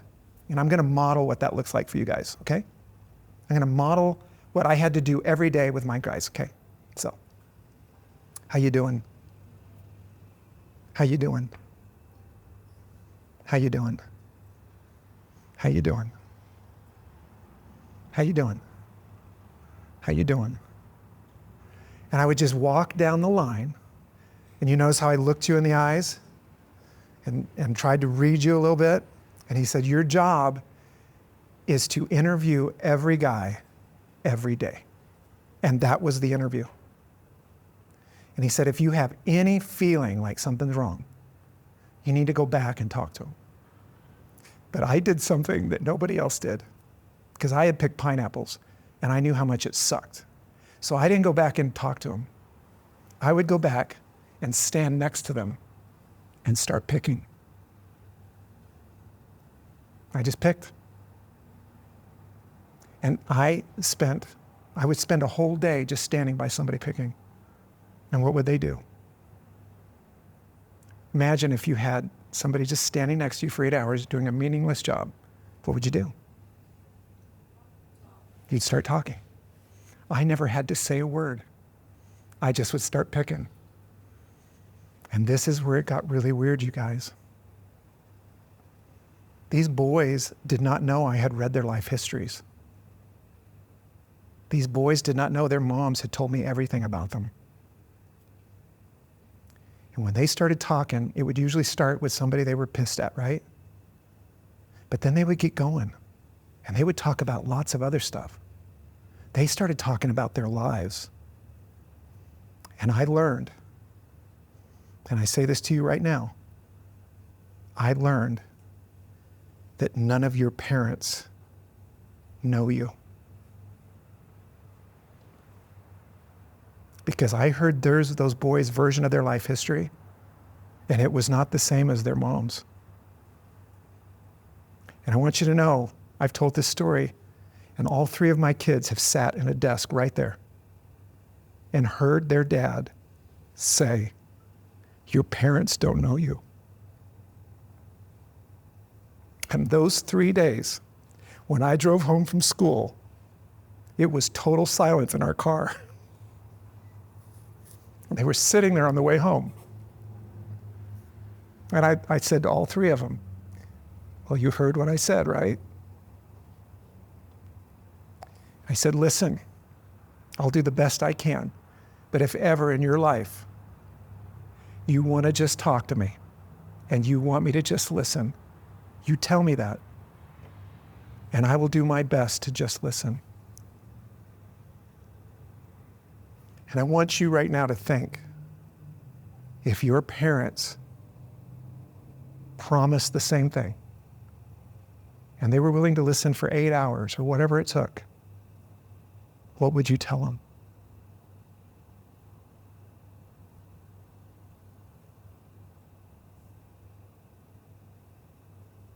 My kids have never had that talk with me.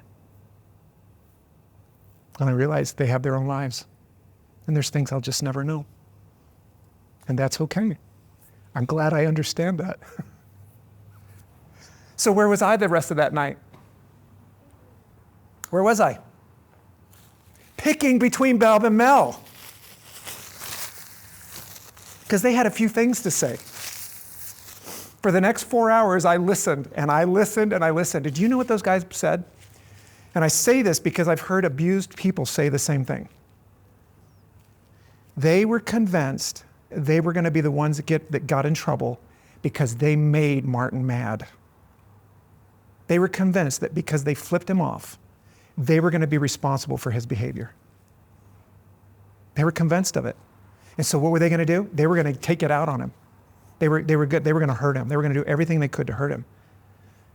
They're going on, and I see Roland pull up. The field boss goes around and checks on us at night, and I see him pull up to Martin's gang. And I realize he's going to come to us, and so I see him down there for a little bit, and he starts driving, and I'm like, I wonder what they said down there. So he pulls up, and I get out of the field, and he walks up to me, and he has a questioning look on his face, and I said, you know, what's going on? He said, did something happen at lunch? And I said, why do you ask? He said, because the boys down there told me I needed to talk to you.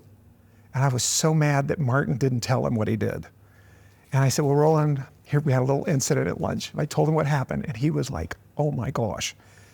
And he got back in his truck, and he went down there, and he fired him right then. I mean, it was vehicular assault, right? I'm amazed the police weren't involved, you know what I mean? So I got back in the field, and I listened, and I listened, and I listened, and finally, it was time to go home, and I finally said, look, I got to just ask you to do me one favor, okay? Please don't do anything for 24 hours. Just wait and see what happens. Because they didn't believe me. I could have told them whatever. I said, trust me, something's going to happen. But they were like, I said, just give it 24 hours. And so they promised, and we got home, and the camp was buzzing because everybody heard what happened. So they made a beeline to Bob and Mel to find out their version of the story, right? And Bob wrote his dad a letter. The company said, McNeil, you need to expect a call from Bob's dad because somehow the dad thinks you're the one that ran over him with the van. And so I said, Bob, why does your dad think I'm the one that ran over you with the van? He goes, I don't know. And so then Mel's mom had, you know, the paints you can paint things on shirts. She got these shirts and painted a yellow van on the shirt with 2 pairs of boots sticking out from underneath the van. And on the back it said, rest in peace with some flowers and stuff. And Bob and Mel wore those all summer like, yep, we got run over by a van. Gosh. And we lost a special trip to a really cool snorkeling beach. And Bob was like, oh, why do we get to go to the beach? And I said, Bob, because you flipped those guys off. That's that's our punishment. And they weren't happy about it, but it seemed pretty fair to me. And then as for the guy, they fired him, and he could have gone home. But it was really weird. He felt so bad for how he behaved that he asked if he could work in the cafeteria. And for the rest of the summer, when Bob and Mel went through the cafeteria line, the guy that hit him with the van had to serve them food. I think that's like a really cool form of punishment, right? Because Bob and Mel were like, serve me my food. You know what I mean? For the rest of this summer, the guy that hit him with a van had to serve him food. So that happens. And there's this other gang in camp that's having problems. They're called the demolition experts, okay? And here's how they would do things, all right? Let's say Sealock just did something really, really bad. I mean, really bad, okay? Here's what he would do. Hey, man, please, would you not do that anymore for me? Please? Thank you so much. Thank you. I appreciate it. Do you know why they're the demolition experts? They were out of control because this guy would be like, please don't do that anymore. They learned that if you cut the hydraulic lines, it takes hours to put that fluid back in there without any air bubbles. Or if you cut the electrical lines or whatever. They constantly were breaking down the machinery because these crews would have to come out, figure out what's going on, fix it, and while they're doing all that, what are they doing? They are laying in the field enjoying the afternoon. And the company was fed up with it. And finally, the supervisor, the Luna, was driving the van back up to the harvester to catch up. And as he parks the van, some kid throws a pineapple through the windshield. And that was it. They fired that supervisor. We had 2 adults in our camp fired. And they said, you're going to go to the other side of the island and you're going to supervise a gang of people hoeing weeds. Because if they break the hoe, who cares? So that's going to be your job. And then while that's happening, something else had happened in my gang. Ty, who had been complaining for, every day we went to work, especially if it was Ratoon, and I said, we need to go for it in Ratoon if we're going to get Gang of the Week. We got to get some points. He would just start moaning and complaining, and it was tempting to just give in to him to get him to shut up, right? And so every Sunday when we'd have our little group meeting, we'd take a vote, and he was winning more and more support to not go for it. And so right about this time, the majority of people said, we're done going for it. This was after they got the Gang of the Week, the 4th week, the 5th week, the 6th week, the 7th week. No other gang has gotten it except for us since that 4th week. And they finally said, we're going to take it easy, McNeil. I said, all right, but you guys, I hope you don't mess around. Nah, we'll be fine. But what happened was Ty completely changed. He was now my boss. He was telling me what to do and blah, blah, blah. And I was giving the truck driver some information to take to the cannery. And it was a woman. And he literally left where he was picking, walked all the way around the harvester, walked all the way around the truck, and I'm talking to the truck driver, and he appears right there in front of the truck, and he goes, if we can't talk to women, neither can you. Get back here. And that's how he was talking to me. And the truck driver started laughing, and I was like, oh my gosh. So I said, Ty, you're suspended.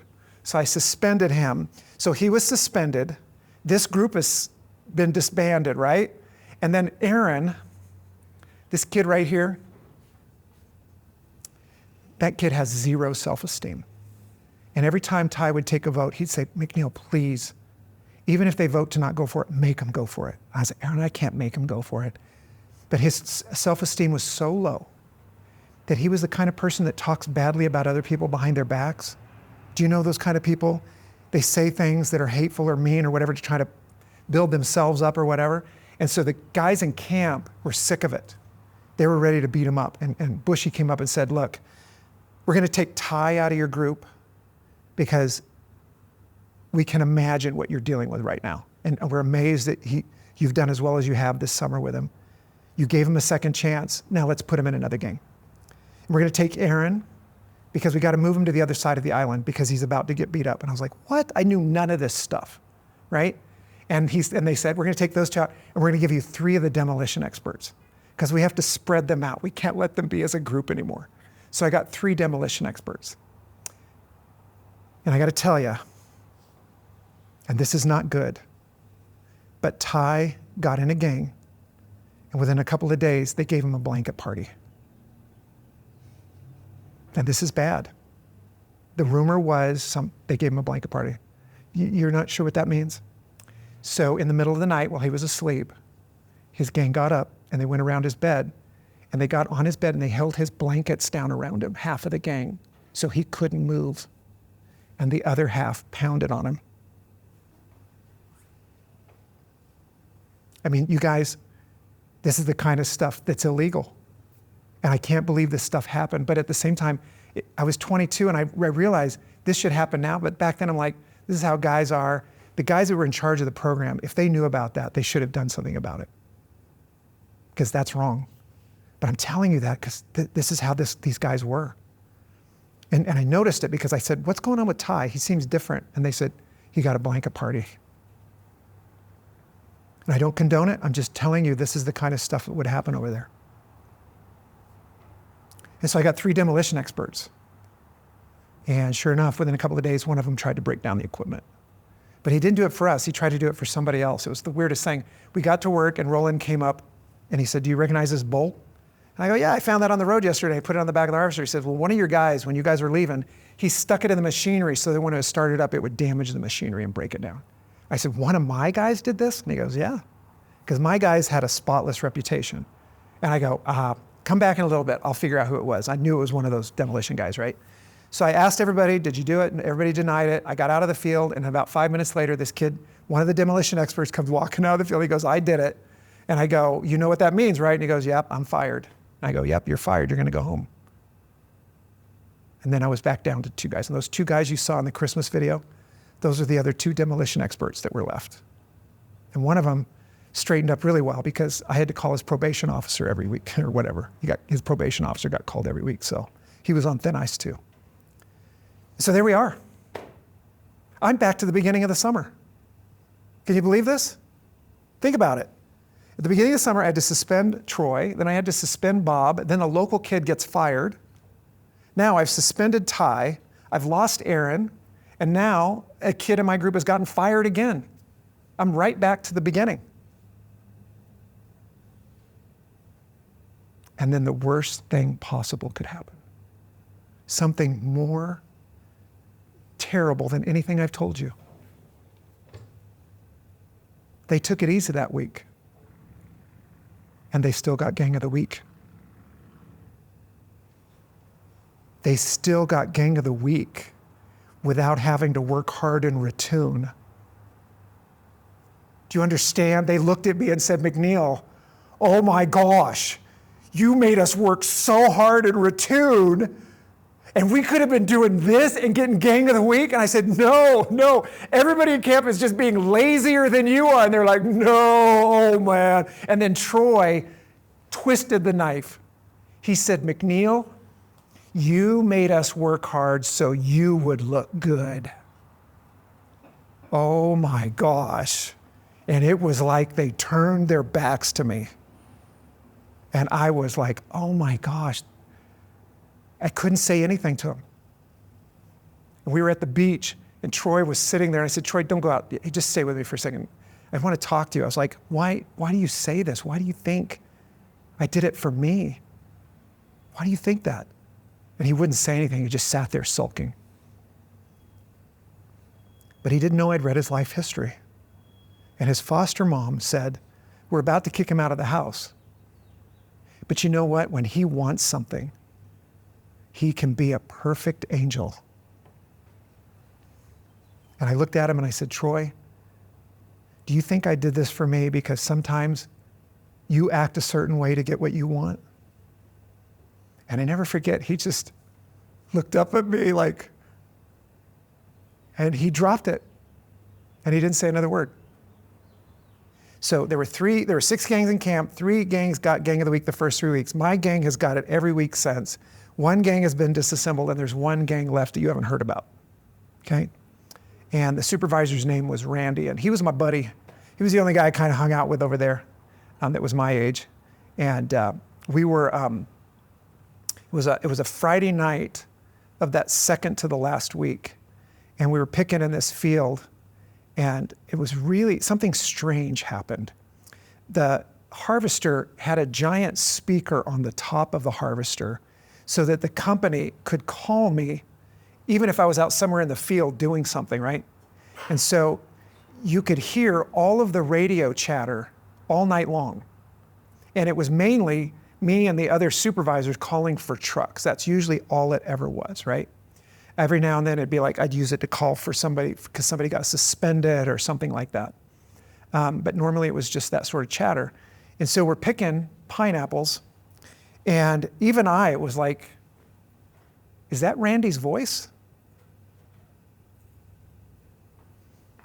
Because normally we hear a truck called about every hour, right? And we go, is that Randy's? Because it hasn't been an hour. Seems like it's more like a half an hour. So we started keeping an eye on the clock. We heard Randy call another truck, and we went, that wasn't half an hour. That was 20 minutes. What? No, it can't be.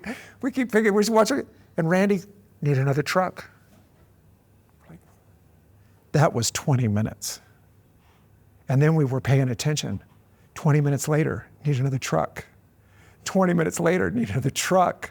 20 minutes later, we're like, what is going on? Something weird is happening. So Randy's gang was in a field of plant crop.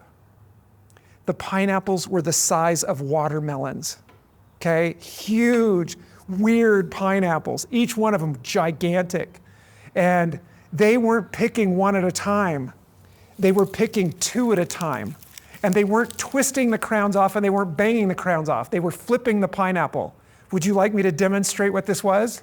I'm not going to do it with both, so I have one left for my next class. When they would pick them, they would just lift them up and go. Catch that? You would just snap the crown off. And because the pineapples were so heavy, when I cut this up, somebody's going to get a little mushy pineapple, okay? Because the pineapples are so heavy, it didn't take much to snap them. So I kid you not, this is how fast they were picking pineapples. Boom, boom, boom, boom, boom. And they were doing like 20-minute sets and filling a truck 10 tons in 20 minutes, maybe less, because it took time for the truck to leave and the next one to come back. And Randy said, when we got to camp that night, everybody was running to Randy's room like, what happened? What happened? He goes, McNeil, I was standing on top of the harvester. The pineapples were so deep and so heavy, the conveyor belts weren't moving. He says, I was up there pulling on these conveyor belts, trying to keep them moving. And he said, one of the conveyor belts ripped in half. It tore across the middle. We had to shut the machinery down. The guys were dumping the pineapples off so we could restring this conveyor belt. These mechanics came out, stapled it back together, and we got going. And he said, we were one truck shy of the record. We got 24 trucks of pineapple, 240 tons, 500,000 pounds of pineapples in less than 8 hours, because part of that time was them being broken down.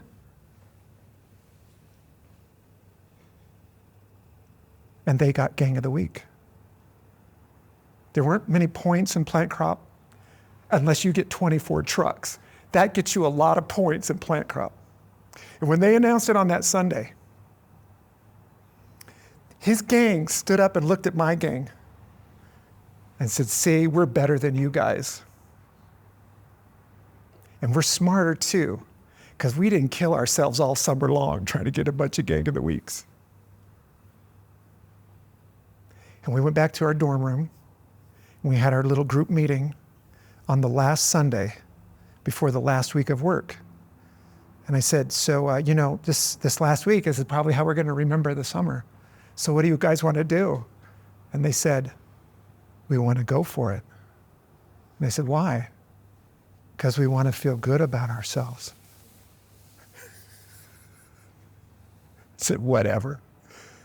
So there was no vote taken. They just decided they were going to go for it. And there's no more plant crop.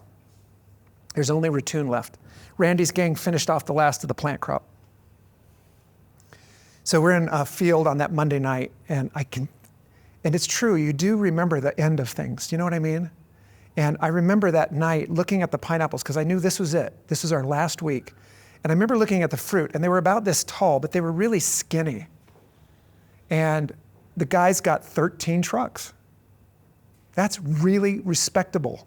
They're expected to get 8, and they got 13. And that's what they did all summer, you guys. They would get 13 on nights like this.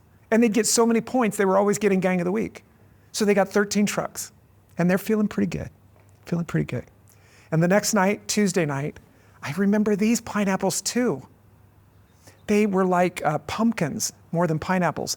They were bigger around and shorter. They looked really weird. But they were kind of heavier. And my guys got 14 and a half loads in Ratoon. And so now they're feeling really good. And the next night we pull into turnout, and the owner of the company is waiting for my guys. He's standing there by the doors, and we pull up and he opens the doors, and my guys look up at him and he says, "Gentlemen, I want you to know I put a personal recommendation in each of your files for outstanding work last night. You're Iron Man," not Iron Man, it's like Iron, comma, man. And I got a little slip. I saw he gave me a slip too. He's like, "Your gang is Iron Man." And my gang is not even looking at him. They're looking at Randy's gang through the window of the van. Because Randy's gang is overstanding by the company sign, Highly Miley Pineapple Company. They're all lined up around it, and somebody from the company is taking their picture. Because when my guys got 14 and a half, Randy's gang got 16 and a half. And in Ratoon, that was the most pineapples ever picked in Ratoon in the history of the company. They got a record, and their picture was going to be put on the wall with the tonnage they got that night. And my guys were looking over at them like, "That should be us, man." But you guys, the company is not stupid. They were playing us. Okay, Randy's gang did double the production they wanted. Double. So when I walked into turnout, Roland had this big smile on his face. And I was like, "What?" And he handed me the field assignment. It was Randy's field. And he looked at me and he knew what I saw. And he said, "We didn't let any of the locals pick there today. The harvester is sitting where Randy's gang left it last night." And I went like this, "I got it." And he smiled, and I walked back outside. And normally I get in the van and I open the door and get in. But instead I walked up to the back and I opened the back doors again. And they looked up at me like, "What?"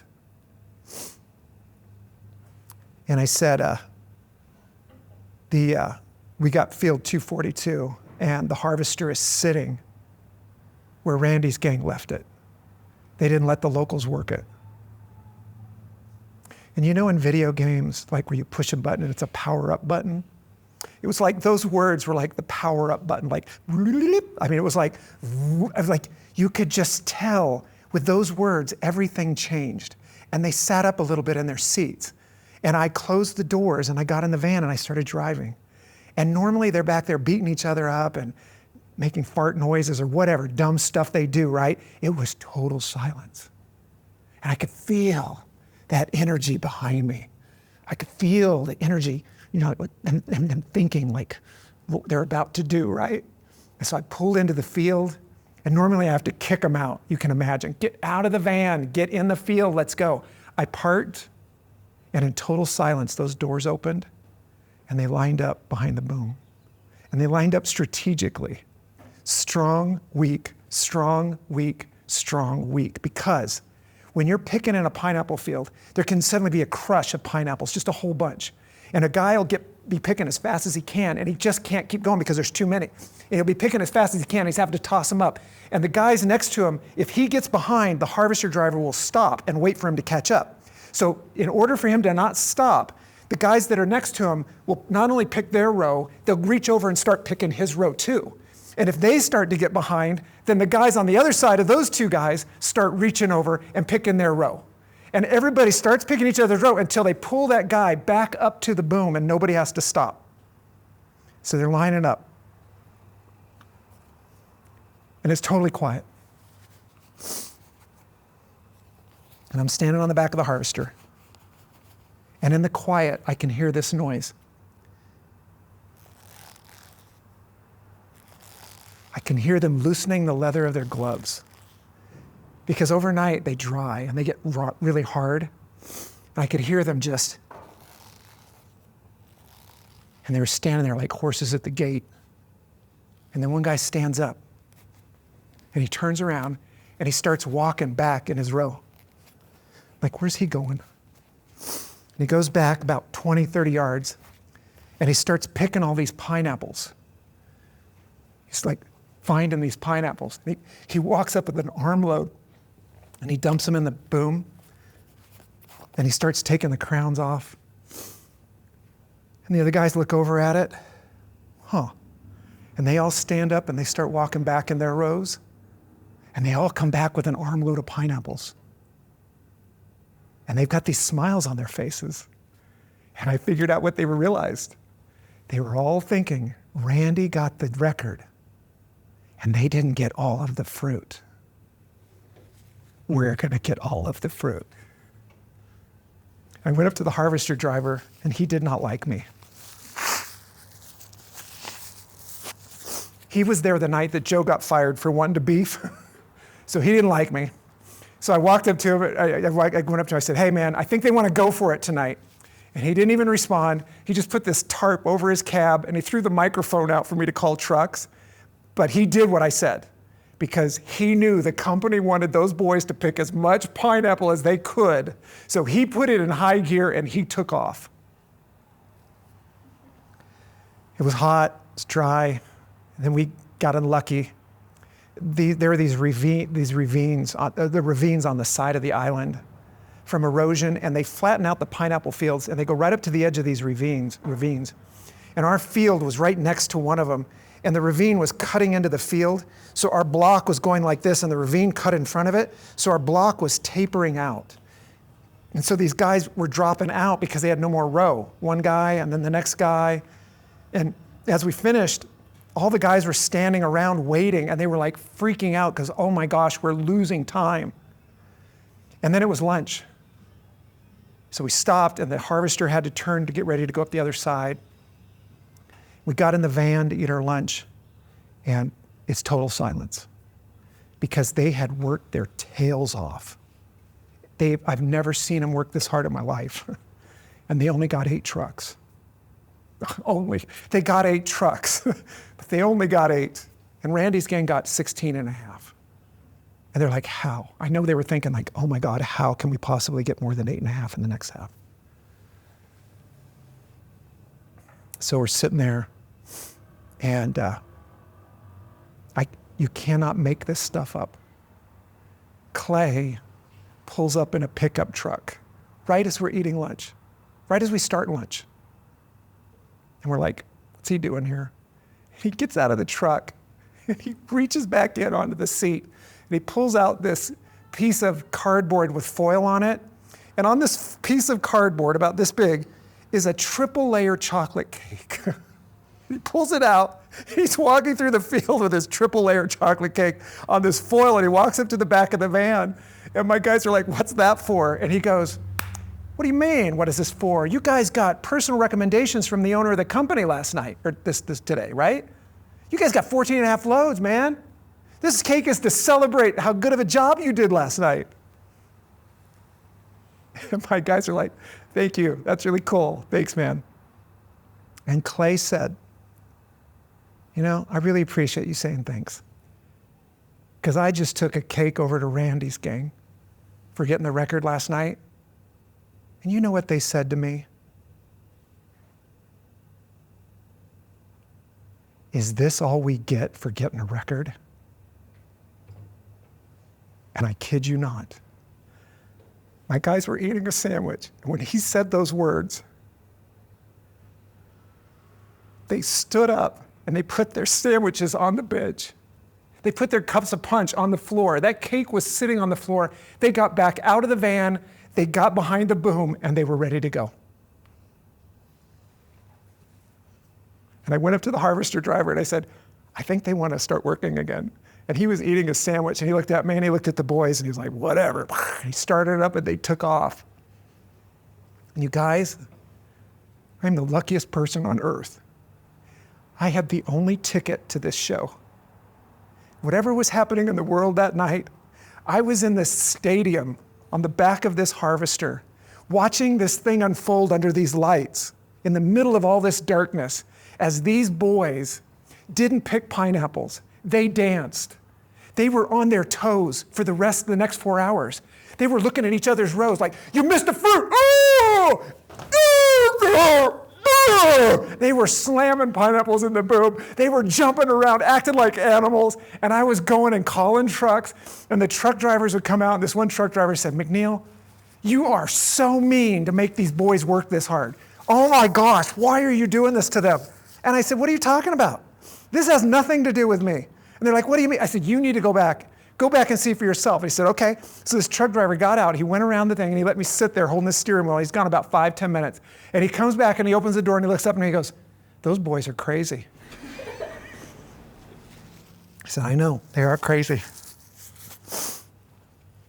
And it was 11 o'clock.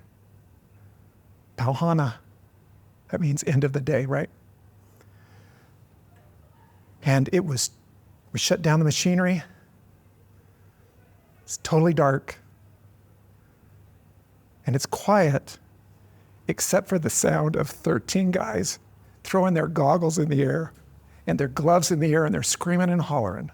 Because after lunch, those guys got 9.5 trucks. The cannery gave me a copy of the field report. They got 174 tons of pineapple in Ratoon. It really wasn't 8 hours. It was 8 hours plus a little bit of lunchtime. And Randy's gang's record stood for 24 hours. Now you may think this is the reason I tell this story, but it's not. So I walked up to the van, and it's rocking. I imagine the cake is smushed everywhere. Punches everywhere, sandwiches, whatever, and they are screaming and hollering, freaking out. And I climb in the van, and I sit there in the driver's seat, and I just wallow in this energy. You know what I mean? I just don't even want to leave. I'm just wallowing. And I hear a voice in the back of the van. And I don't know who it was, because it was pitch black. And I didn't turn around to see. But one of those guys got everybody to be quiet. And he said to them, look, when we get back to turnout, let's not say anything to anybody, because we know what we did, and that's all that matters. And it got quiet. It was just as quiet driving back to turnout as it was driving out to the field. And I sat there thinking about this moment. And I knew in that moment I could be a teacher, because those boys had listened to me. And that's why I'm still here 40 years later, for those moments. I pulled into turnout, and Randy's gang was waiting. They ran up to the doors, and they opened the doors. And they started yelling, did you get it? Did you get it? And we all looked at Bob. We all looked at Bob with that grin on his face. We all looked at Bob. Bob, the kid who threw a pineapple at me. Bob, the guy who peed on Nathan. Bob, the guy who carved his name in everything. Bob, the guy who flipped off somebody, got ran over by a van, and wondered why we didn't get a special trip to a beach. That Bob stopped, and he knew exactly where we were. And he didn't look at Randy's gang. He went around the van and made eye contact with every single one of us. And I remember when he looked me in the eye with that grin on his face, and he went around the van, and he turned to Randy's gang, and Bob from Bisbee, Arizona, said, we did a good job tonight. And that was the last thing we ever said about that summer. That was it. We got Gang of the Week. Who cares? On the last night of work, we took our clothes off, not all of them, took our work shirts and had a bonfire in the field. I had these secondhand mechanics clothes that had names like Mel or whatever, but one of them had stripes right here. Well, I took that shirt and I threw it in the bonfire. And this kid right here, Lee, I didn't know it, but he took the shirt out and he ripped those stripes off. And I didn't hear from these guys after that summer, except he sent me a poem. By the way, the next night we had our picture taken in front of the sign. We got the record, and the company gave me a copy of that picture. And he sent me a poem, and he had those stripes, and he put it on the poem in a frame, and the title of the poem was Indy 500. And all I remember is the first line, "You drove into our lives." And I don't remember the rest, and I don't have it, because burglars broke into my house, and they took the picture of us next to that sign, and they stole that poem. But it doesn't matter, because I know what we did, and that's all that matters. We got ready to leave for the summer, and guess who didn't want to go home? Troy and Paul. Troy didn't want to go back to foster care, and Paul did not want to go back to his home where his dad called him stupid every day. And I know why, because he spent a summer where nobody called him stupid. They decided to stay and continue picking pineapples. That's how much their life at home sucked. And the rest of us went on a tour of the islands. And at the end of that tour, we got on a plane to fly back to Phoenix. And before we got there, I should say, I did get a phone call that week, that summer. I got one phone call. Remember how the company said, expect a phone call from Bob's dad because he thinks you hit him with a van? So one day on the way to work, something, Neil, you got a call in the office. We had one phone in camp, no cell phones, one phone. So I went into the office and I picked up the phone. I was expecting to get yelled at by Bob's dad, right? And this voice says, is this McNeil? And I go, yeah. And he goes, I just want to thank you. I said, who is this? And it was Speedo's dad. Do you remember I told him, if you have a problem with your dad, write him a letter? He wrote him a letter. The dad got the letter, and he said, I just want to thank you for what you're doing with my son. I said, okay. And so when we got to the airport in Phoenix, Speedo said, I want you to come meet my dad. And so we were walking through the airport. Speedo had his jet black hair. Remember, he's from Bisbee, Arizona. He's got his jet black hair, his new sunglasses, little on their sides, and his shirt that buttons diagonally. And we're walking up, he says, that's my dad up there. We walked up to his dad. His dad was standing there. And I go, hi, I'm McNeil. And he goes, oh, hi, nice to meet you. And he kept looking over my shoulder like, where's Nathan? And I said, are you looking for your son? He goes, yeah. He's right here, standing next to me. He didn't recognize his own son. And I looked at the dad's face, and the dad looked at the son and was like this. And I knew in that moment it was time for me to turn and walk away. And I did. And that was the end of the summer. Would you guys like some pineapple? And there's one other thing I have for you. You know what this is, don't you? You guys know what this is, right? Did anybody talk to the seniors last year? You don't know what that is? You have no idea what's about to happen? You do, right? Did your brother get one of these? What's that? I lived with my parents on the time. It's on Ultimate. Yes, the ones from Ultimate. Well, this is a special pineapple bead. I made this from clay. I made the pineapple itself by layering clay, doing the candy cane technique and rolling it out and slicing it. I made it 15 years ago, and I keep slicing them off thinner and thinner. I have about this much left for next year. And I slice them, and I add clay on the back, and I had a little boundary, and I take stainless steel wire, and I bend it, and I twist it. I made the eyelets for that, and I took 36 inches of leather, and I tied 2 little knots in them, so they slide, and you can put them on, and then you can slide the knots. And if you would like one of these, I've made one for each of you. Okay? And I made one for you too, and I made some for you guys, because everybody who hears this story gets a pineapple bead.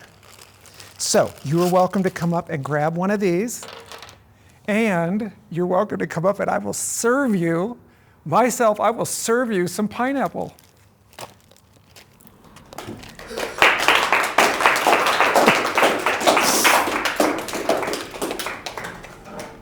Come on up and have some pineapple, you guys. At least I'm serving you food without having to hit you. Well, I kind of hit you with the car, didn't I? Because you were at HL analysis. Didn't it feel like you were facing by a car every day?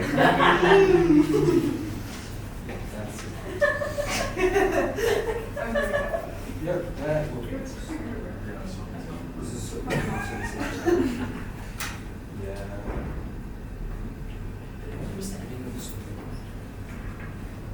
What? Sure. Here you go. More pineapple.